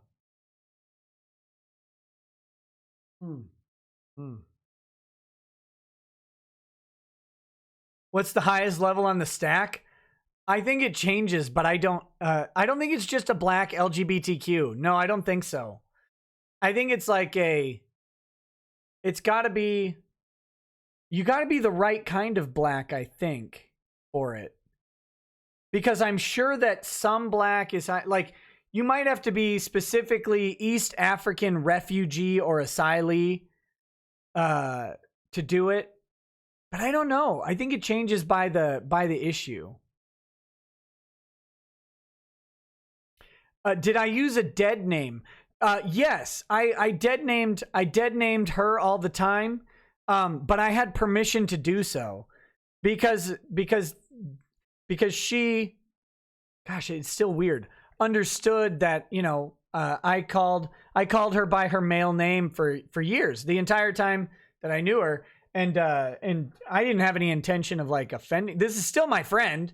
We'd still get drinks or whatever and hang out. And, like, I don't hate this person at all. I just don't see their Facebook posts anymore, and I also don't go on Facebook. But yeah, I just I don't, you know, they knew that there would be no malice coming from me in accidentally using an old nickname, right? Like they weren't worried about that at the time. They might be now.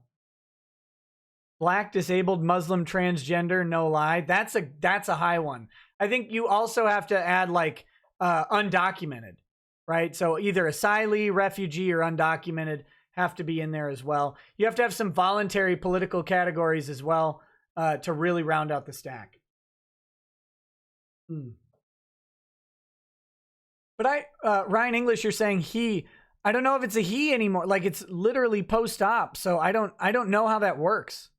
I don't know. Like not even just like playing into the liberal terminology. I literally don't know. Like at what point do you ever become, or are you just like a mutilated man or mutilated woman? Either way, like what's I don't know how that plays out.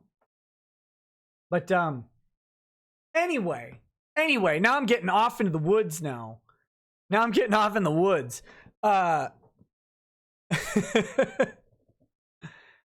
Bulldog 23ist? No, it's only into chicks, dude. Only into chicks. So this is, I mean, these are the two major news stories. I've been completely derailed. I blame the gin and myself for the derailing. These are the two major news stories. There's some other news stories out there to talk about. I'm happy to, Sean Tillman says, I'm a straight conservative Christian black man. I'm low on the progressive stack. Womp womp. You're a little higher than me though, buddy. You're a little higher than me. So there you go. I defer to you and your wise judgment automatically.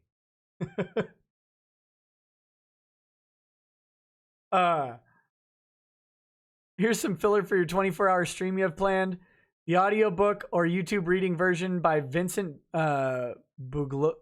Bugliosi of his Outrage book is long as hell but entertaining, and he is worth the remembering. I've never had Trader Joe's sweet tea, the first guy from the first thing. So I couldn't tell you. Next time I buy a Trader Joe's, I'll buy some and give you a review. Okay. So what else is, I feel like there's something else I needed to cover. We got Simeti. We got Dog Porker. That's bad.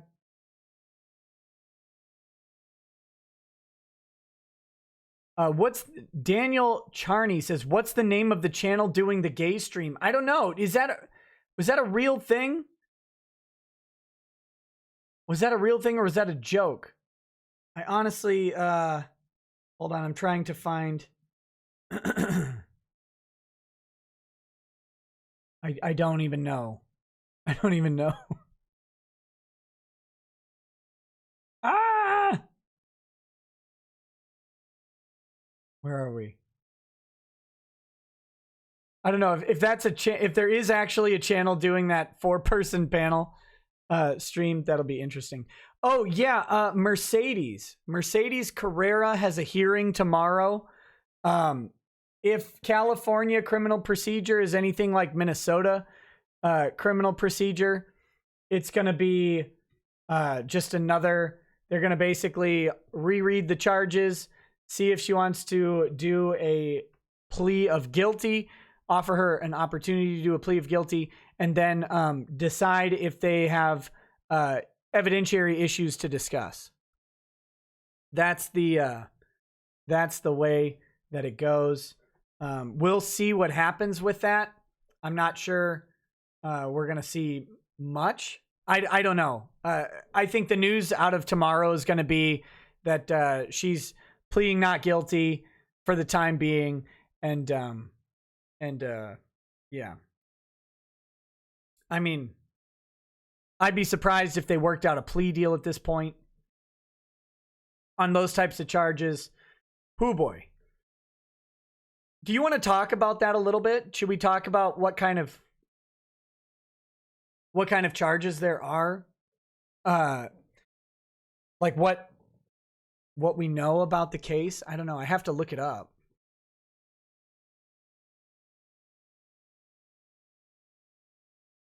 Oh, don't just Google Mercedes Carrera. That doesn't work. Let's get the news here.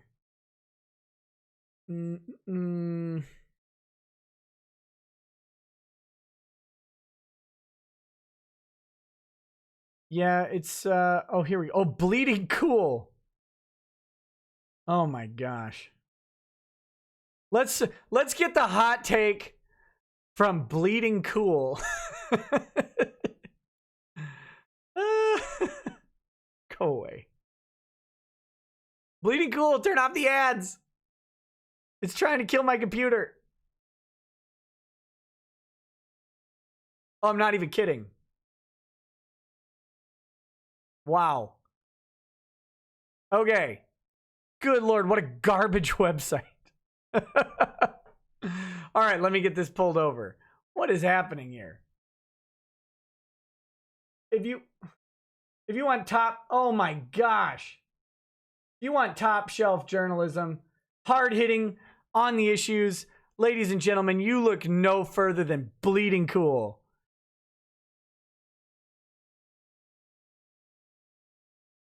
Let's see. Let's see. Oh, we got a couple chats. We'll do that. These chats real quick. Baal donated and said, back in mid 2K, there was an animal farm in Washington. Animal porn was made there. A guy had a male horse do him. That sounds really rough. It was recorded. It killed him. Cops had to investigate the farm. Thousands of videos had to be reviewed to see if the animals didn't like it. Well, what they should have done was just check the animals' consent papers. Like if they had some like a nice paper with a hoof stamp right on it, that would have been just fine. That would have been fine. Keck7Go says, homosexuality amongst transgender people tends to be quite common. Have you tried the vodka yet, Nick? No, I haven't tried the vodka. I've not tried the vodka yet. I will do that soon. Etheris Fox says, will you be drunk for the full 24-hour stream, please? I don't know if I can promise 24 hours of intoxication, but I'm sure there will be bouts of intoxication followed by bouts of deep regret. That I'm sure of. Hashtag exclamation point says, can you add bumper stickers to your store? There are stickers on the store, but I don't think they're specifically bumper stickers. I can add more of them if there's specific stuff you want. My producer and I are talking about new products coming out soon. So keep an eye on that. Also, I don't know if this is working yet, but there's supposed to be Teespring integration with the YouTube channel. So I don't know what that looks like, but you should be seeing in some of these videos, I don't know, you should see an option to buy products from the Teespring store right on there. I don't know if that's I don't see it yet. I don't know if it's not. I've got the authorization from YouTube, but I don't know if it's up. Okay. Let's see. Matt Field says, I should go to the hearing. It's close by. Well, that's up to you. Although I'd be interested, for any reporting from the hearing. Let's see. My producer, when I say producer, he's the guy who does my thumbnails and does my art for my shirts. He also helps me out with a couple other things. That's why I call him a producer. I don't know what else to call him. My art guy sounds weird. The Coke Master says, expecting smug tomorrow. Keep up the good work. Thanks, buddy. I appreciate it. Hope you enjoy it. Have many good drinks out of it. Daniel Charney says, you're from Minnesota, Nick. Or should I say Jim? I'm not Jim, but I am from Minnesota. Triumph of Rome says, what criteria are necessary to establish abandonment in eviction cases? See the Twitter thread I tagged you in? That's probably state specific. In Minnesota, abandonment is typically 28 days or an announcement of abandonment. 28 days of no contact. Cave says Muslim, disabled, black, transgender, Jewish, lesbian, undocumented, Asian, socialist, midget, migrant, refugee, school shooting surviving, pregnant, bearded, bisexual, Latinx, furry mermaid that identifies as every other category that has been or has yet to be discovered. That might be the top of the stack. Or your name could just be David Hogg. I think you're on top of the stack then. Rando number 9, have some shekels for destroying paused blogger. Thanks, buddy. I appreciate it. It was my pleasure. Okay, so you guys are seeing your argument is weaker than your immune system bumper stickers. That was a good. I'll give myself a little credit. That was a good line. Ben says, yo, did you ever get around to watching Punisher season 2? No, not yet. We're going to soon. Lady Rackets and I are going to watch it soon. Also, I'm going to nab that hoodie with your firm's logo on it. You should put up a matching t-shirt. Yeah, I can do that. Okay, we're all caught up. On on chats. Let's take a look at the Bleeding Cool article on Mercedes Carrera. We'll see what she's up against. Adult film actress and Gamergator Mercedes Carrera, and you know that Bleeding Cool is so happy they get to see that. They're so happy they get to say Gamergator in association with someone arrested for child sexual abuse. Was arrested on Tuesday for alleged sexual abuse of a young child. Carrera, real name Melinda Smith, was arrested by the Rancho Cucamonga Police Department alongside adult film producer and director Jason Whitney. Here's from Newsweek. So they're doing, look at all the reporting that Bleeding Cool has done. A 1-sentence paragraph or a 2-sentence paragraph here, a block quote from Newsweek, and then a 2-sentence paragraph here. Solid job.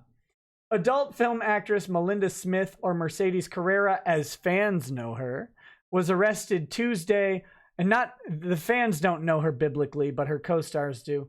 Was arrested Tuesday along with pornographic films producer and director Jason Whitney for alleged sexual abuse of a young child, CBS Los Angeles reports. Police have reason to believe Smith and Whitney may have sexually assaulted additional victims. The Rancho Cucamonga Police Department was first made aware of the alleged sexual assault on a minor on January 31st. Smith and Winston stand accused of, quote, inappropriate touching, oral copulation, and digital penetration. After searching Smith and Whitney's home, police found evidence corroborating their extensive interview with the young girl, finding 2 loaded handguns and a bedroom set for recording pornographic videos. The abuse allegedly occurred over a 4-month period. Now back to Bleeding Cool's rock-solid journalism. In addition to her porn career, Carrera is known among the right-wing arm of the Gamergate movement. Carrera joined the Gamergate movement in 2014 on the pro-GG side of the debate, arguing that the movement was a response to PC culture. Solid reporting there. Very useful blurb at the end. Good job. Wow. Good job, Bleeding Cool.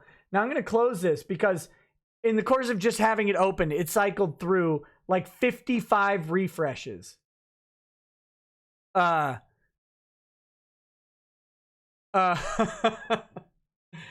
the deal with those charges. Mercedes Carrera came out with a statement. Let me see what her statement. I won't pull it up on screen, but I'll read it again. She made a statement 2 days ago. No, 6 days ago. Oh, wait. IGN. IGN's reporting on it. Oh, this is on their board. Never mind. Someone posted in a forum post. So Carrera's statement is, last week, my husband and I were arrested on charges of molesting my 9-year-old daughter. The absolute worst crime I can imagine. Charges were filed by her father, my ex-partner, a fundamentalist Christian. He's trying to take custody of our child from me. Charges are absolutely false and horrifying, and a last-ditch effort to keep me from contact with my daughter for the rest of my life. I am so worried for her. Her life is shattered. Life will never be the same for any of us. We are struggling to make sense of this nightmare. This is a no bail offense, so we're stuck in jail until we are cleared. We are facing decades in prison and do not even have money for a lawyer. We do not know what to do, but I ask that you all know me for who I am and know that neither I nor my husband would ever do anything like this to any child, let alone my beloved daughter. Okay, so my understanding of how this has played out, according to Ms. Carrera, the husband, not the husband, the dad of the daughter filed the charges, whatever that means. So interestingly enough, and this is, we can just chalk this up to someone's ignorance of the legal system. People typically don't file charges in a criminal situation that is typically up to the state or the prosecuting authority of a district or a county. Typically, what you would do is make a police report. So apparently the dad, I don't know if California allows civilians to file charges in a criminal case. I would highly doubt it. That's pretty rare that they would allow that to happen. They may allow you to ask to ask the police to file charges or whatever. So allegedly he has made a report about this, and then according to police, they had an extensive interview with the minor child, and then after that interview conducted a search, were able to corroborate that search, and now they're facing these charges. The charges are, I believe, 7 counts of sexual contact with a child. 6 of those counts carry a 15-year minimum prison term. 1 of those counts carries a 25-year minimum prison term. And then finally, a charge of possession of methamphetamines alongside a handgun. Not a good charge to catch. Not a good charge to catch. King KDI says, so the father could have coached the minor. That's horrendous if true. I mean, that's a possibility. That's a possibility. Typically how they do those interviews with kids, and I do want to bring on a CPS specialist to talk about this type of stuff, not related to this case, because the CPS specialist I know is not in the state of California.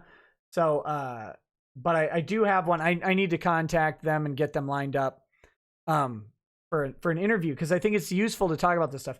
Typically, how they do those, they tend to have a cop.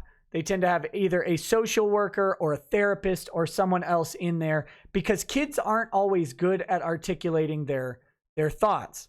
So they typically do not have the parent involved, or legal guardian or whoever, or people making the accusations. They tend to not be involved in the interrogation. So if the allegation is that the dad were to groom or whatever, coach the child to make this up, what you're suggesting, or what Mercedes would be suggesting, would be that, and she hasn't said this specifically.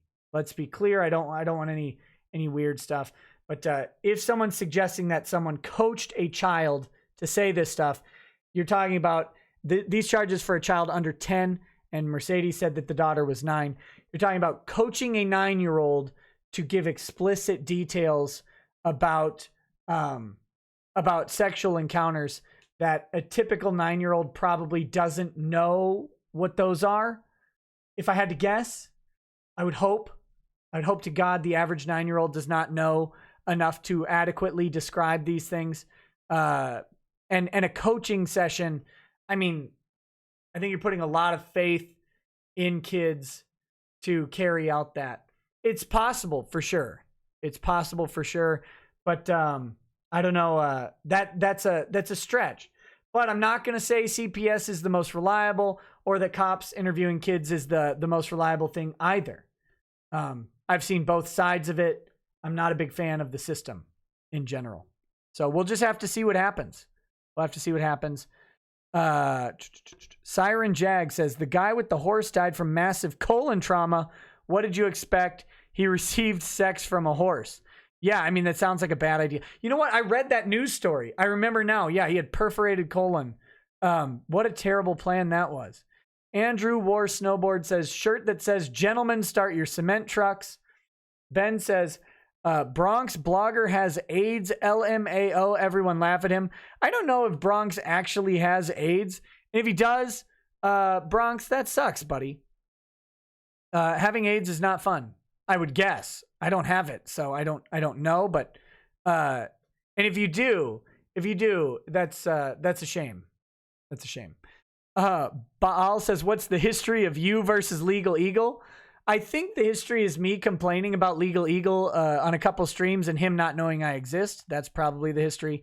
Keck7Go says, decorated police officer pulls a car over for a turning signal violation.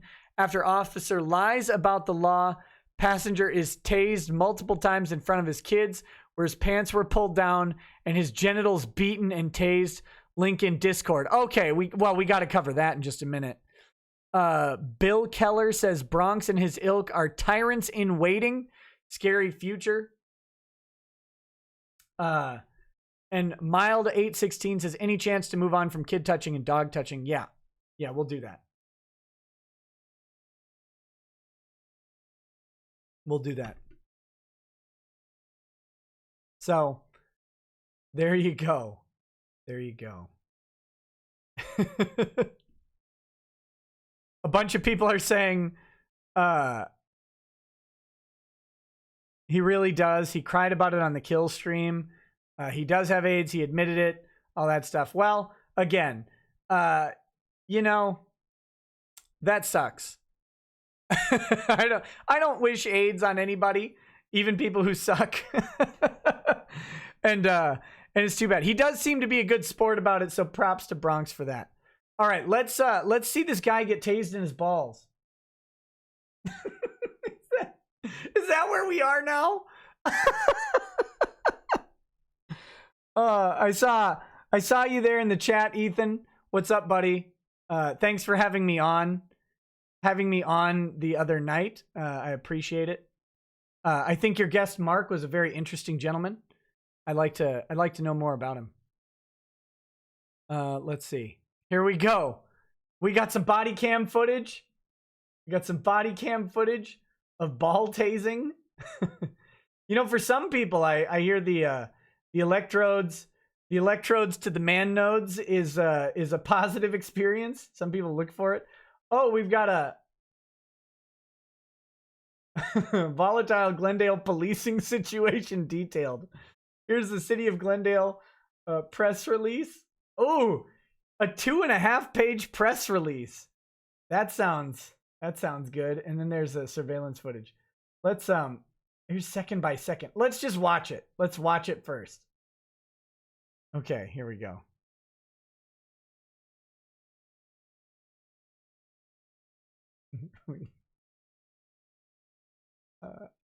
Oh, here. Graphic language and video. Warning. Raw video police body camera. Come on, where's the audio? Oh, I have it muted. Hold on. You guys staying here? Let me start it over. I apologize. Okay. I thought it was just my headphones.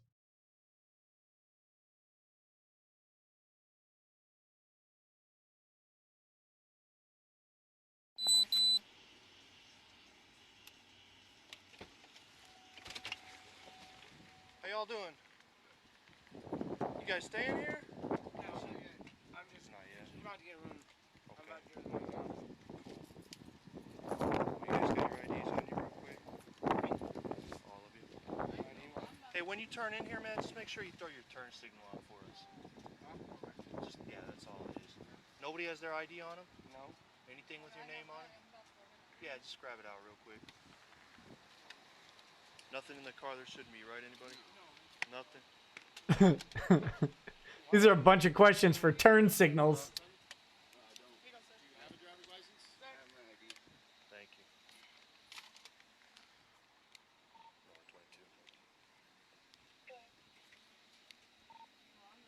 Here we go. Here we go. 16 North 59. It's Arizona Charles Bravo. This is 6 minutes, so bear with me.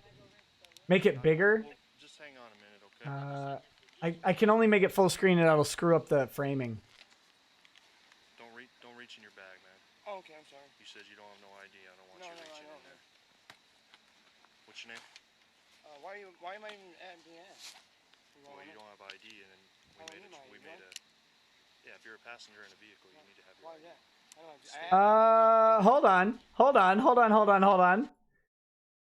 Hold on. Did we hear that?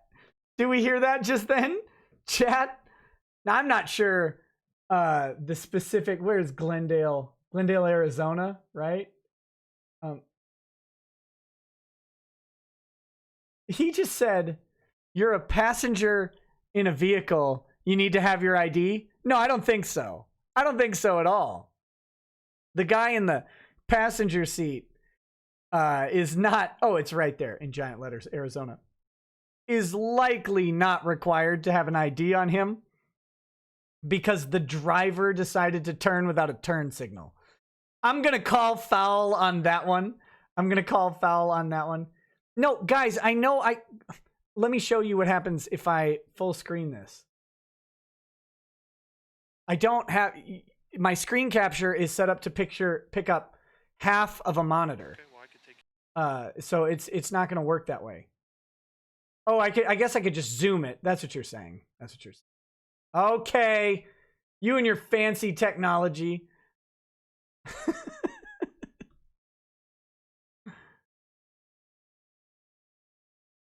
You can blame Keck for giving me gin. Okay, here we go. So we called foul on that. Don't you in the US as an adult need to have an ID at all times? Surprisingly, no. You don't tend to need an ID on you at all times. You may have to identify yourself, but no, you're not required to have an ID to my knowledge. I guess maybe you do. Arizona has a requirement for ID on request. That can't be a real thing. Arizona ID law. I mean, I guess probably because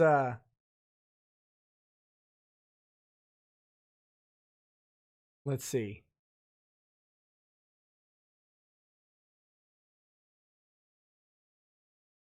Okay. So this is according to the Phoenix Criminal Law News. When do I need ID? Generally speaking, there's no law that requires citizens to carry their identification on them at all times.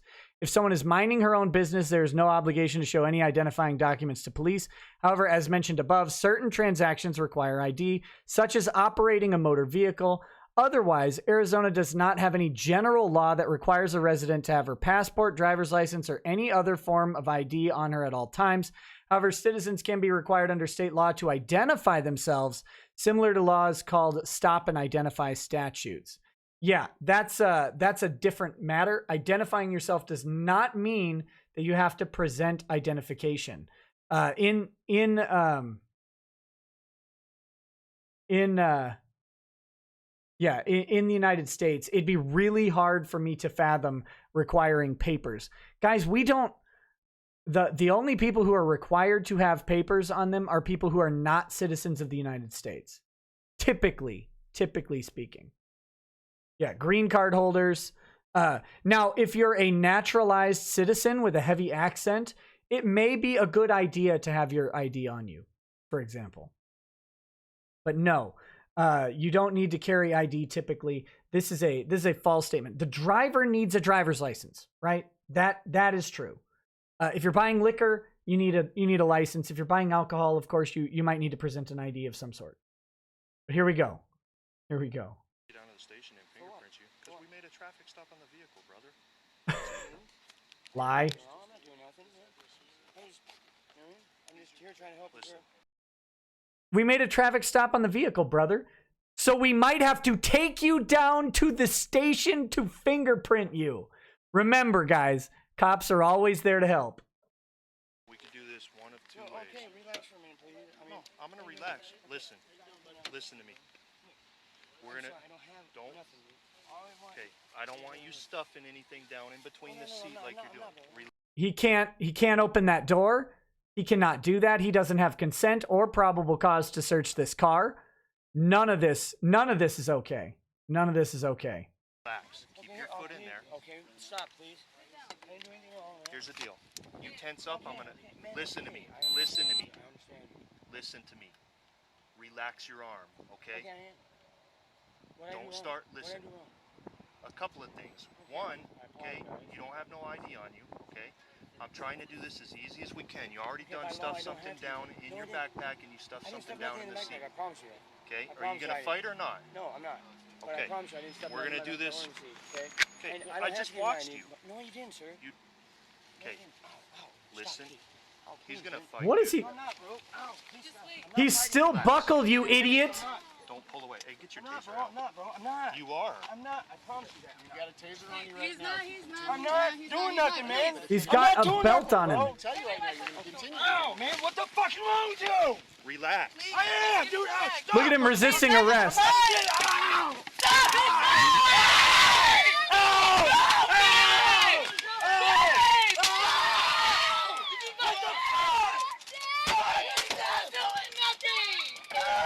Lay down. Turn over, motherfucker. Mark, stay down, buddy. Stop doing that, please. Stop. Give me your hand. Give me your hand. Okay, okay. He's not gonna do nothing! Middle of the complex, roll fire. Doing this for us, we know for no reason. This is stupid. She's got to get detained. Whoever give me an I can't really turn the volume up, guys. Sorry. He's cuffed. Fucking doing nothing! Get your hands up right. That's Mark. He's hurt. I'm just sucking shit. Fucking do! You hit him in the head. No, she didn't. She didn't mean to. I hit him! I'm stuck Face in the the seatbelt. car. Face the car. I am stuck in. Don't take my Hey, stop. Don't kick. Hey. Stop it.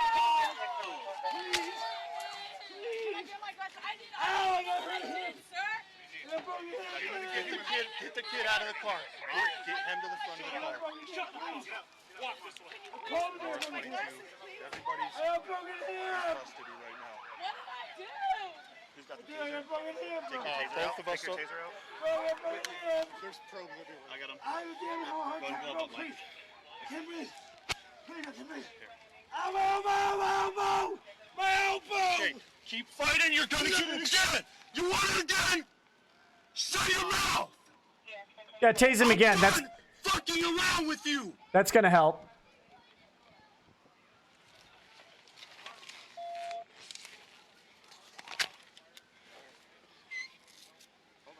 We got a. There should be a backpack right in here. Just pull that out. Make sure nobody touches that. Yeah. Pull it out and make sure nobody touches that. You want to grab the pros out first when nobody gets stuck? He got hit a couple times, so. Couple. 11 times he got tased. Don't worry about the probes. We're getting so far. Let's get him out. Get him standing up. Don't worry about the probes, guys. Those are just sticking in his skin. It's cool. Stand up. That's cool. Shut up. Shut up. You're fine. No, you haven't touched me, please. Yeah, look at his face is cut. Listen to me. He's fine. I really have chest pain. I'm having bad. Okay, well, I have you pneumonia. shouldn't have been stupid then. I wasn't trying to. Watch I have your pneumonia, hand. Sergeant, I have pneumonia. He's got one right there. Hey, Bill. Right here. I have pneumonia. Right And no, behind. And behind. And behind. Relax. Relax while we pull these. Relax while we pull these fish hooks out of your back, buddy. Relax. Oh! You're fine. You're talking. I'm good. I've got him. This car right there. Yeah, it's fine. Yeah, I'll link the article. Ow, my wrist! God damn it, man! They're pulling his wrists up still pulling his wrists up.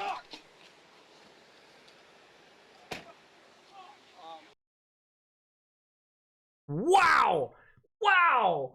Oh my goodness, I hope that guy is a millionaire today. I hope he's a millionaire today. Holy cats. Okay.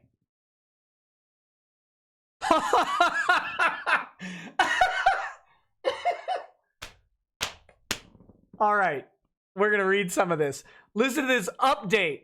Listen to this update. Since ABC 15 first reported this story, the Maricopa County attorney has asked the FBI to review the actions of the officers involved. You need an FBI review? You need an FBI review. What is wrong with these people? Stop. Look, lots of cops are great. Lots of cops, lots of interactions. This doesn't happen most of the time. But here's what sucks. Here's what sucks, and here's why cops get this bad rap. Here's why communities don't trust them. Here's why. Not because one cop, or like 5, in this case, all 5 willing participant cops for the turn signal violation. All of those willing participant cops. You saw the guy screaming at the woman, by the way. Throw her glasses on the ground, has her in cuffs. Guy screams at a kid. Yeah, that's great. It's because they circle the wagons on these pieces of trash. These guys. There's 5 bad cops here and a whole department full of good cops, but all the good cops circle the wagons and defer judgment to the FBI. You need federal dad to come in and see if that was wrong. Ask anybody on earth if that encounter was right. Ask anybody. Because guys, what happened there could happen to anybody. He didn't do anything wrong in that encounter. The cop lied about the law. He opened the door. What was this guy? What was his cause? What was his cause for opening the door? What was his cause for asking for ID from the passenger? Zero cause. He had nothing of that was justified. And here these pricks are circling the wagons around these guys.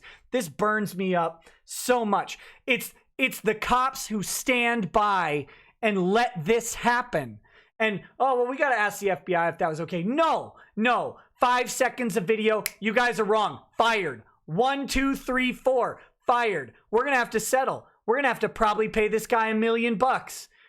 We got him nude on TV now. We've got him nude on TV. We've got him tasered in the testicles. What is happening? What is happening with this? All right, this is back in... when was this report? Okay, so this report is February 8th, 2019. And it was updated February 13th. This happened on July 27th, 2017. Let's see what we got. Johnny Wheatcroft was a passenger in a silver Ford Taurus when a pair of Glendale police officers pulled in front of them in a Motel 6 parking lot. The stop was for an alleged turn signal violation. Turn signals! I've said this before and I'll say it again. When we're crafting law, the logical outcome of every single law is a bullet. It's eventually a bullet. Whether it's a bullet from a person into a cop, whether it's a bullet from a cop into a person, it's a bullet. So every time we have one of these ridiculous laws, a turn signal violation, you've got a dash cam, mail them a ticket. Mail them a ticket. Do you want an interaction for a turn signal to end with a bullet? Eric Gardner, guy up in New Jersey, I can't breathe. Right? Big brother got killed with an illegal chokehold. From a little bit of an overzealous cop who broke protocol. That guy selling loose cigarettes, right? Like selling loose cigarettes. They wanted that tax money. That excise tax on cigarettes in New Jersey was so important that a guy's dead.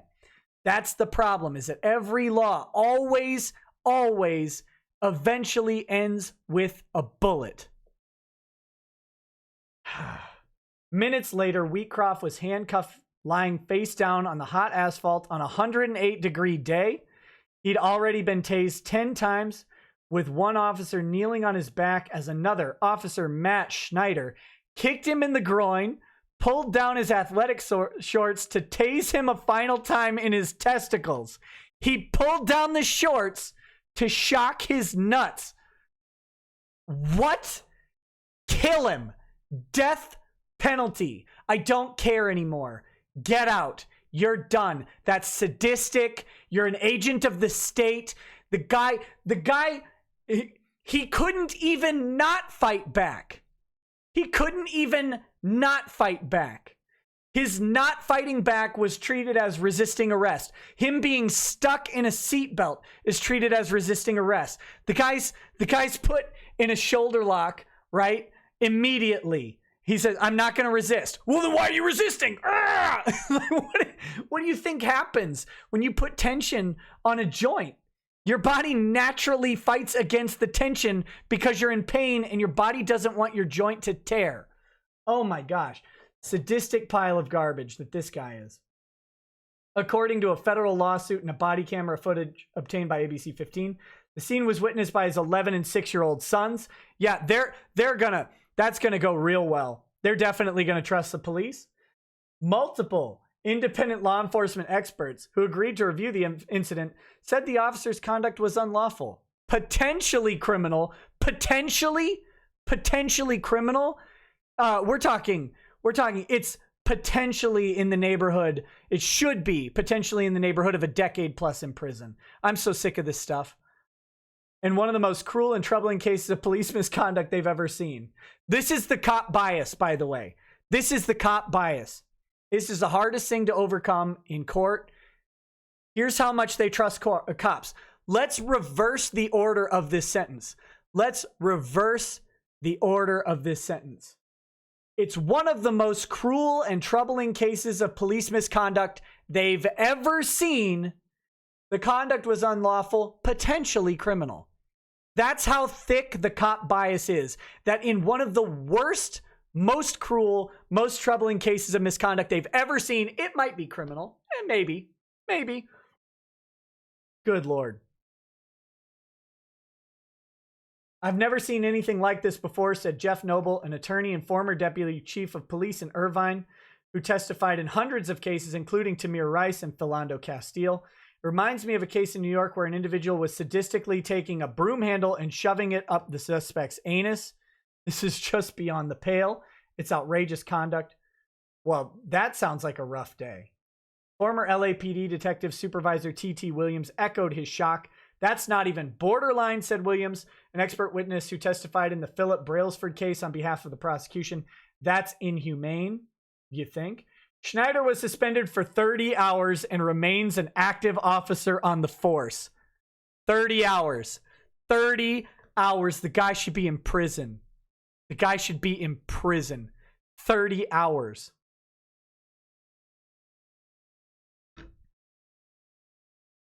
Chance of the cops catching criminal charges? It was 2 years ago. Year and a half, to be fair. Year and a half. It's a year and a half ago. Chances of him catching criminal charges. He's suspended for 30 hours. A week.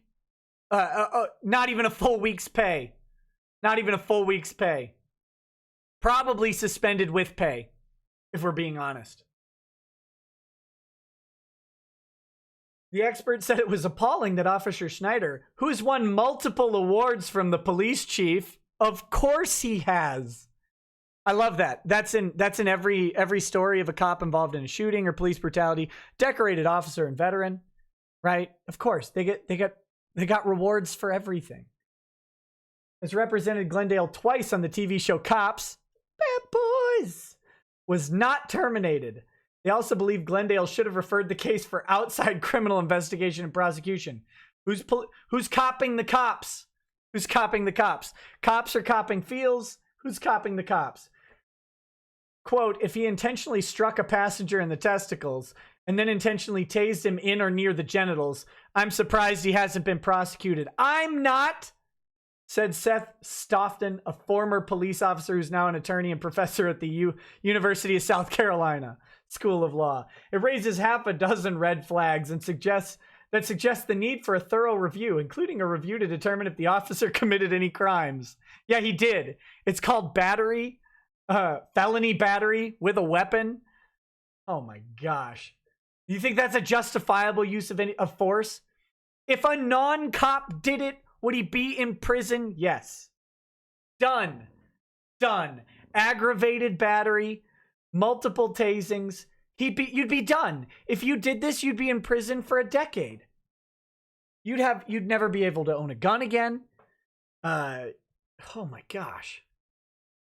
Does Pennsylvania versus Mims have any place here? I don't, Ease Bluntman, I don't know the case off the top of my head. You mentioned earlier that it's related to asking someone to exit a vehicle. I'd have to review it. I don't know. Volatile Glendale police situation detailed. So here's the statement. This statement, February 8th. This happened on July 26th. This statement should have been issued July 27th. But it's happening on February 8th of 2019, a year and a half later. On July 26, 2017, Glendale police officers were in the area 5900 West Myrtle Avenue, conducting intensive patrol due to increased crime reporting in the area. Of course they were. At approximately, it's a crime-ridden area. He had drugs, right? He had drugs. We know he had drugs. We know he did.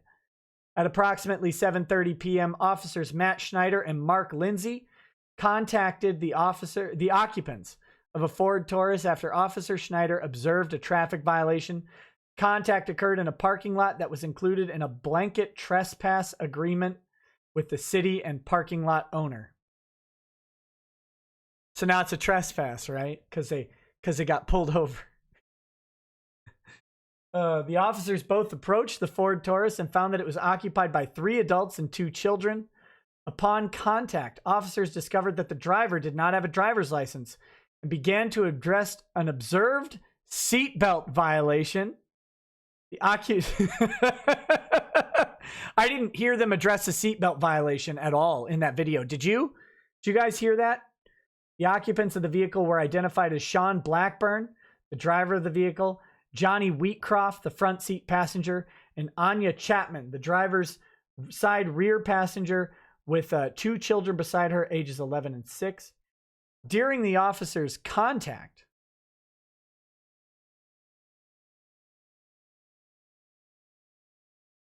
at the vehicle, they each noted Johnny Wheatcroft reaching down below the seat into a backpack. Mr. Wheatcroft also immediately upon contact exhibited verbal non-compliance by refusing to identify himself and failed to obey the officer's instructions to stop reaching his hands beneath the seat into the backpack. I don't think he failed to follow those instructions at all. And about the vehicle in the area between the seat and the console. For the safety of themselves and those around them, including the minor children. For the children. This statement is such horsecockery. For the children has been brought out. For the children that they had in the car and were just fine until the cops showed up.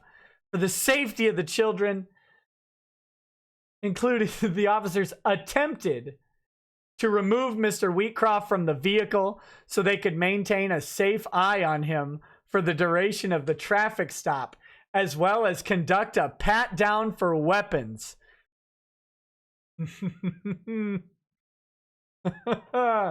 Mr. Wheatcroft immediately began to physically resist the officer's attempts to escort him from the vehicle. I didn't see that at all. Holy cow.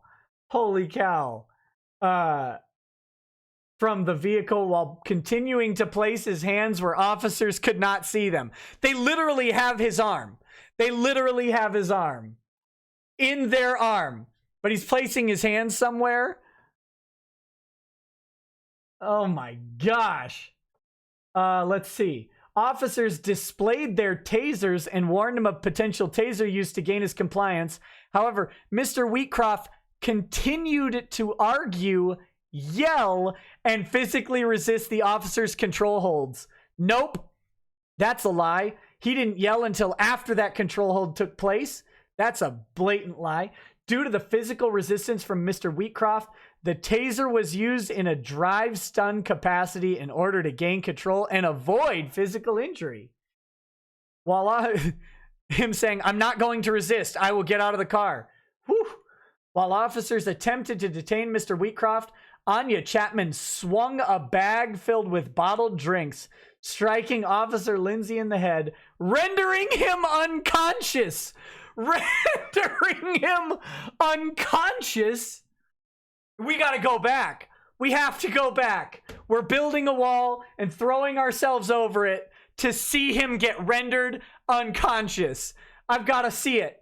I've got to see the frailest skulled officer on the planet get hit with some bottled drinks and immediately be knocked KO'd by an accidental touch from a woman. Oh my goodness gracious. Wow. Wow. Okay. Seeing his partner unconscious. I didn't see him go unconscious.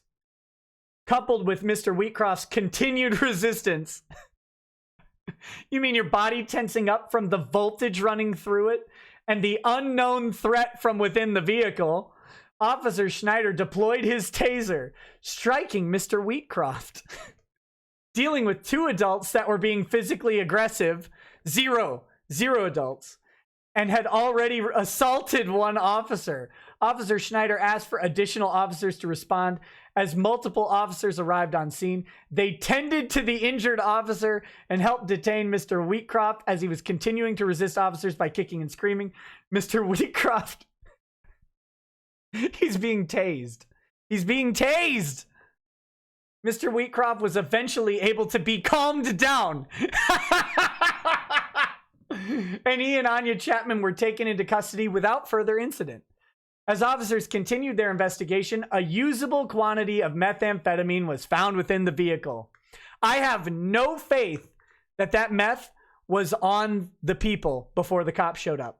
After this statement, after what I saw, no faith, no belief that that was found in there. And even so, what grounds do they have to conduct a search?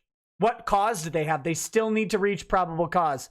And I'm sorry, but I don't believe that they had probable cause to conduct that search based on a turn signal violation and a missing driver's license. As officers, Mr. Wheatcroft and Miss Chapman were charged with aggravated assault due to their actions, in which Miss Chapman subsequently pled guilty. Y'all, this is a family stream, but fuck that. Fuck that. I'm sorry. I apologize profusely for my profanity, but you want to know why the system is broken? You want to know why the guilty plea system is broken? There it is. There it is. That infuriates me. Fire personnel responded to the scene to evaluate Mr. Wheatcroft and the injured officer. Mr. Wheatcroft refused medical attention. Would you take it from them? Would you take it from them?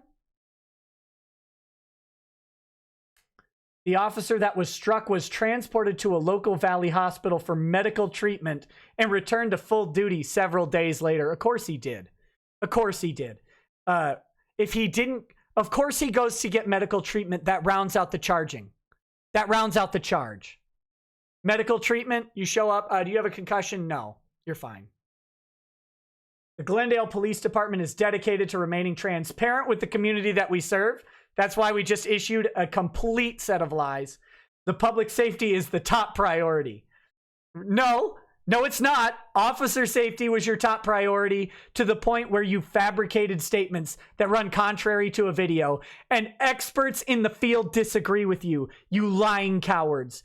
You disgusting bureaucrats. The department recognizes that society expects accountability, and we hold ourselves to the highest standards set by Arizona police officer standards and trainings, as well as state law. Then revise the training in state law.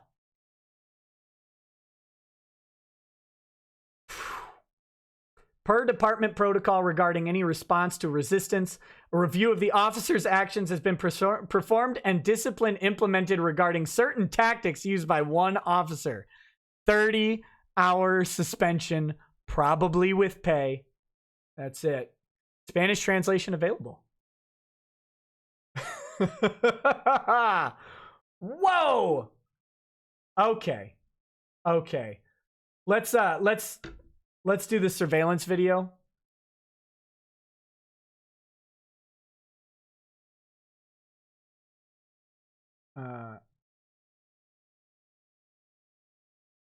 He did fall down.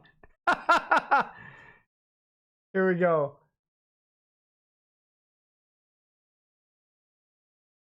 Let's see. Did you guys catch that? Let me blow it up. Whoa.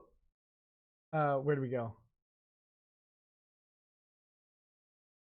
Hold on, it went down. Oh my gosh. Here we go. Watch this cop right here. Wow! He gets KO'd. Apparently he did get knocked out by what looked to be a plastic bottle.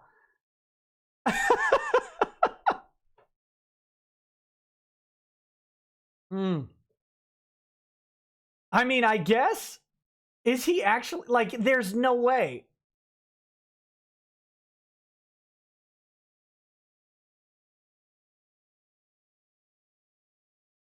Hold on. I'm gonna watch Homeboy get knocked out again.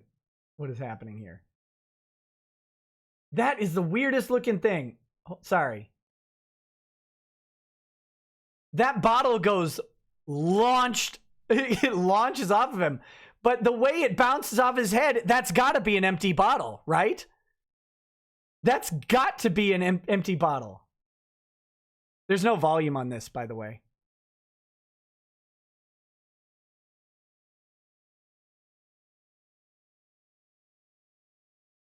Oh my goodness.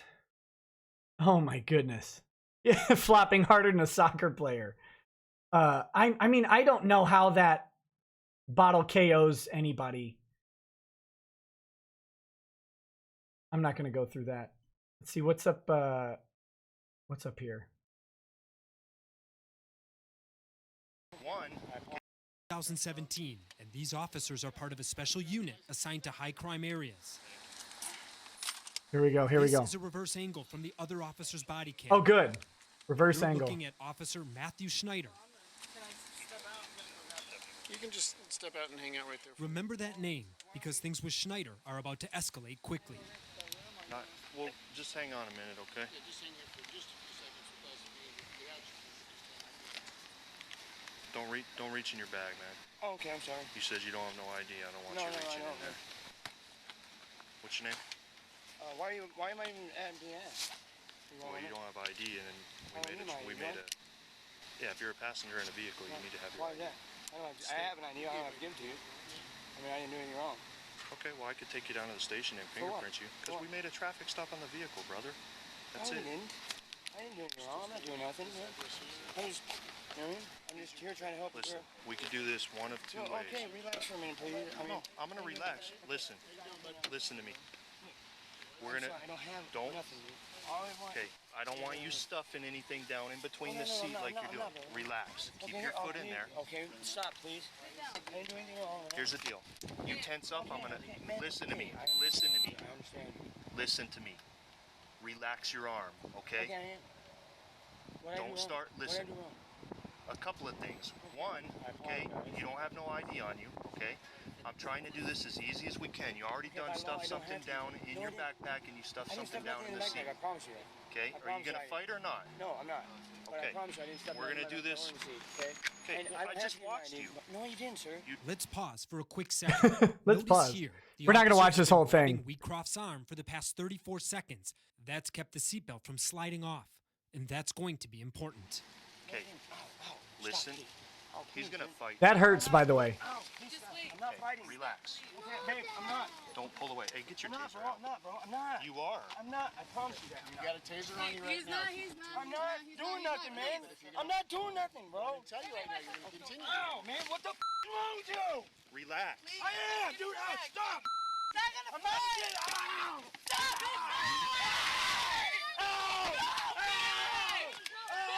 Oh, that's where the bottle came out. That's where the bottle came out. Okay, I can't sit and watch that.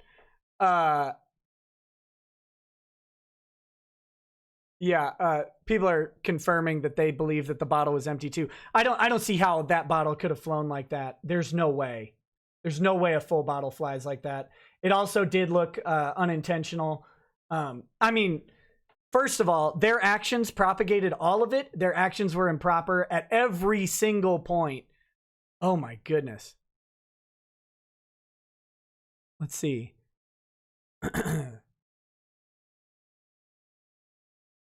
Here we go. So here's the Arizona law, the standard of the Arizona law for having to identify yourself. Because remember, the cop said that he could take him down to the station for making the traffic stop. All right. So Arizona's version of a stop and identify law makes it a crime, quote, to fail or refuse to state the person's true full name on request of a peace officer, so long as that officer has reasonable suspicion to detain that person and has informed them of the law requiring the person's true name. That didn't happen. They have no reasonable suspicion to detain that person. That person's not the driver. That person, there's no detention involved in someone else failing to use a turn signal. That's not necessary. So there's nothing there. Ugh. Let's see. It's a crime only when you've been lawfully detained, however, and you still can't be randomly approached by a police officer without reasonable suspicion and be required to identify yourself. Yeah, that lady should not have pled guilty to assault. These people should make millions of dollars. That plea should be overturned, in my opinion. Whoa. Wow. I'm, If you don't think having your arm like this and then getting tased, I mean, you could be pulling and tearing ligaments like crazy from stuff like that. That is absurd. That is absolutely absurd. Kid Corollas, assaulted with an empty plastic bottle. Officer goes down and his partner is forced to tase. Officers have been taken to hospital and are in critical condition. Expect a full recovery. Oh boy. Wow. That stuff burns me up. That stuff burns me up, y'all. Again, and to see the circling of the wagon and listen to how this, I mean, we read the statement, right? We read the statement. That statement is calculated. It is calculated to make the average person go, yeah, good job, cops. That guy's a scumbag. They're scumbags. They had the meth. They had the methamphetamines. Did they? I don't know. Someone said they looked kind of methy. The one guy kind of did look a little methy, to be honest. But I can't trust it. I can't trust it from the narrative. From what I've watched, from what other experts have watched versus what they said. How can you trust that? How can you trust that this guy had meth in his car and that the cops didn't drop a bag in there when they were searching? Holy cats. Okay. Let's get through some of these chats. All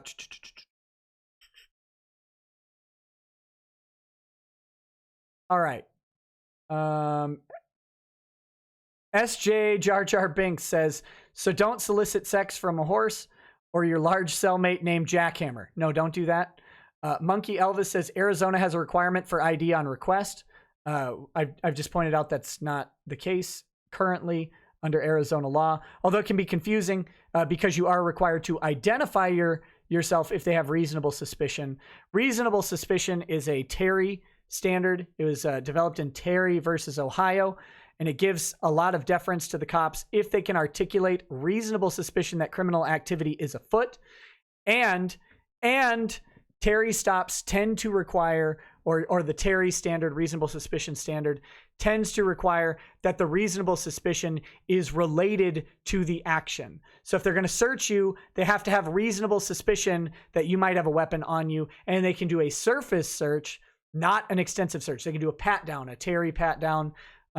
That's under reasonable suspicion because it's only to protect the officer during the conduction of an investigative stop to determine if they can get to probable cause to do something more.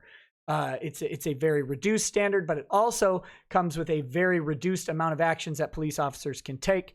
Reasonable suspicion for what? A seatbelt violation? Well, the evidence of the seatbelt violation is seeing the seatbelt unbuckled. The evidence of the turn signal violation is seeing the turn signal not occur. That's the evidence. Searching the automobile, searching the people, questioning the passengers has nothing to do with any of those crimes that were occurred. They were witnessed by the police. That's all the evidence. A further search of the vehicle and further interrogation of the person will not lead to evidence of those crimes being committed. So if they want to conduct a further search of the vehicle or further interrogation of the person beyond the crimes that are alleged, they have to provide individual for the other charges, reasoning to continue the detention and then conduct a search or further investigation. You don't get to just say, well, I saw him have no seatbelt. We got to strip search him and do the full cavity because he might have meth. Doesn't work that way. Doesn't work that way. Bagel Goose says, Nick, screen it for nudity. Daddy, no. All we saw were a couple errant butt cheeks. The Coke Master says, and people want these guys to have guns. SMH. Yeah, and the problem isn't cops having guns. The problem is they say you can't have them because the cops do. And again, don't get me wrong. Millions of police interactions go just fine. Just fine. The vast majority of my police interactions have been just fine outside of occasionally the cops are kind of jerks. That's it. That's it. Nothing like this ever happened to me. I've had several traffic interactions with cops. But it's when they circle the wagons that they make all of them look bad. Deadwin Aether sent a bunch of sick faces. I'm with you, buddy. Blue Samurai Zero says, I won't be surprised when a good cop kills fellow officers like these guys to protect these people during an incident. Our movements were enough to tear labrum. Why do they charge resisting arrest when there's no prior underlying arrest charge? Yeah, because that's what they do sometimes. Because it's an easy charge to stick. Well, he resisted me. Ask Ralph about it sometime. John Kinney said, but the cop said he saw him stash something shady. Yeah? Cops say lots of things. The cop also said he could take him downtown and fingerprint him for failing to show ID while being the passenger in a vehicle. SJ Jar Jar Binks says, simple fix, Nick. Find out the family and friends of officers and make them all legal pariahs. They'll fix the situation themselves. Good luck. I mean, good luck doing that. This Keck7 Go says, imagine if the guy was black. How fast would he be shot to death? Posted follow-up link to the Discord. I don't know if my blood pressure can handle it, buddy. I don't know if my blood pressure can handle it. I don't know if he would have been shot or not. They weren't drawing guns. If it was a car full of black people, they might have drawn guns. It's hard to say. Hard to say. Joshua Ryan, I'm an Arizona native and all Arizona cops are like this. I live in Mesa, Arizona. Look up what Mesa PD did to Daniel Shaver. I actually covered the Daniel Shaver story. We watched that video on stream last year, back when it was in the major news. That was a murder, plain and simple. What they did to Daniel Shaver was murder. And all of the officers involved, especially the guy giving commands, who is not the guy who pulled the trigger, that guy should have been charged with murder too. Blue Samurai Zero says it's one thing to kick someone in the nuts as a mere weak spot during actual self-defense. That officer did by undressing him first was blatant sexual battery. I agree. Daniel Charney says, have you had interactions with internal affairs bureaus? What are your thoughts on them? Do you think they ever abuse their power to cover for LEOs? I have not. So all of my thoughts on them are purely speculative. And I think that it's got to have happened that they abuse their power to cover for LEOs on occasion. But I would think they're like every other cop, where most of their interactions and most of their work is probably done well. But it's hard to trust. It's hard to trust. SJ Jar Jar Binks says, you'd be surprised what the threat of judicial recall can do to stimulate change in legal policy. ISJ 322 says, needs more flashbangs, one per kid, one on his balls. Rickard says, these idiots wonder why no one trusts them. Some of these guys come off as Judge Dredd wannabes. Absolutely. This guy, I mean, he was looking for it. I don't know if he's hyped up from a previous encounter or what, but that guy shouldn't have been Shouldn't have been conducting any sort of discussions with the other person. That guy's way too worked up. Siren Jack says, good night, man. Tomorrow, bring me the legal eagle's head on a silver plate. Did my dancing not please you? Blue Samurai Zero says, I know some OK cops personally, maybe 6. They've declined to be part of the club. I trust no others. So the cop around, don't move suddenly nor put your hands where they can't be seen. There is a lawsuit on this. Will you be following it?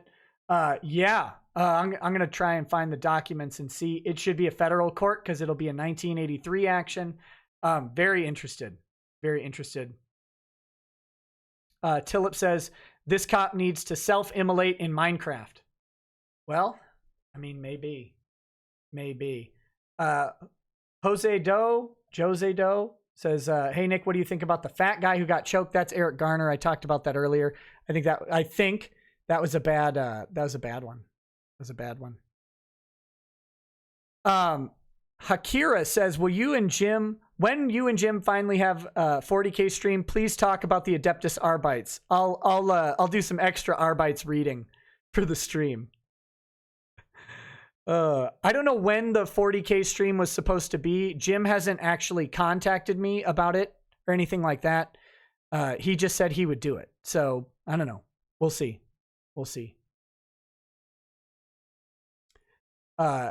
Antlered Fish says, all cops are bad, but you can't say that because they will flashbang your children, search for illegal substances in your colon.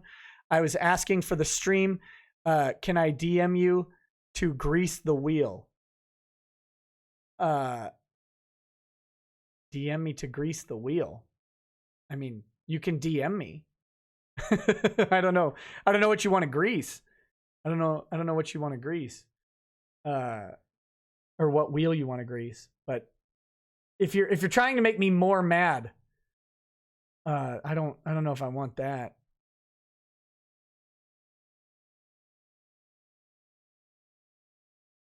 Yeah, I think see. Oh guys, it's starting.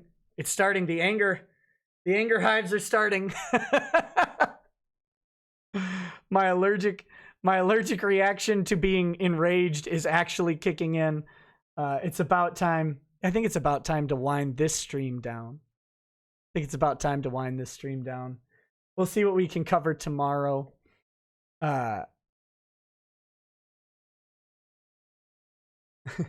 Pneumatic Audis says, how come we never see video of a cop talking his partner down from tasering a guy in front of his kids?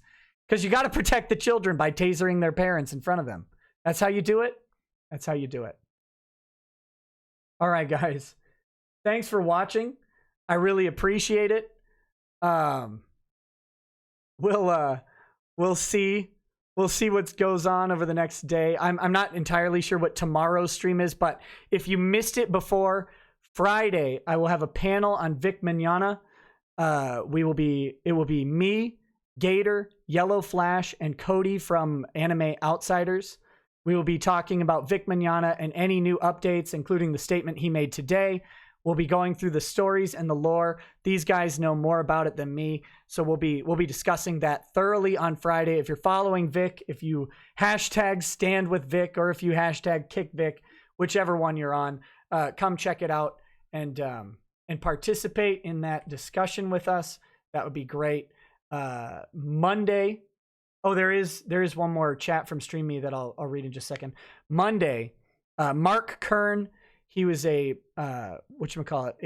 software developer on Diablo 2, and also a producer on Diablo 2, and a team lead of software development on World of Warcraft Vanilla. He and I will be discussing how, I guess, Silicon Valley companies impose their political ideology upon their clients. Don't miss that. That will be Monday, 11 p.m. Central. Mark's a very outspoken guy and is kind of becoming a pariah in the tech industry because of it. Go figure. So we will be talking about that stuff. So last two chats, one from Stream Me, from Some87 says, I have a friend that's a sergeant. He has told me about so much bad that he can't even do anything about. The reason the good cops don't go after the bad cops is because they will have a target on their back by the whole department. Yeah, and that's the problem with the system, isn't it? It's the problem with the system. I hate it, though, because that means that that means that there are enough good cops who will put the target on the other good cops' back, right? Landon Mack and James says, this is my new favorite YouTube series. As someone who knows jack all about law, you've made these so fun. Cops are cucks. Anarchism will stop cuckery. There you go, guys. Thanks for joining me tonight. I will see you all tomorrow, Friday, Monday. We've got big streams lined up Friday and Monday. Tomorrow we'll have something fun to talk about. So thank you all. Have a nice night. Peace. All that jazz. Good night.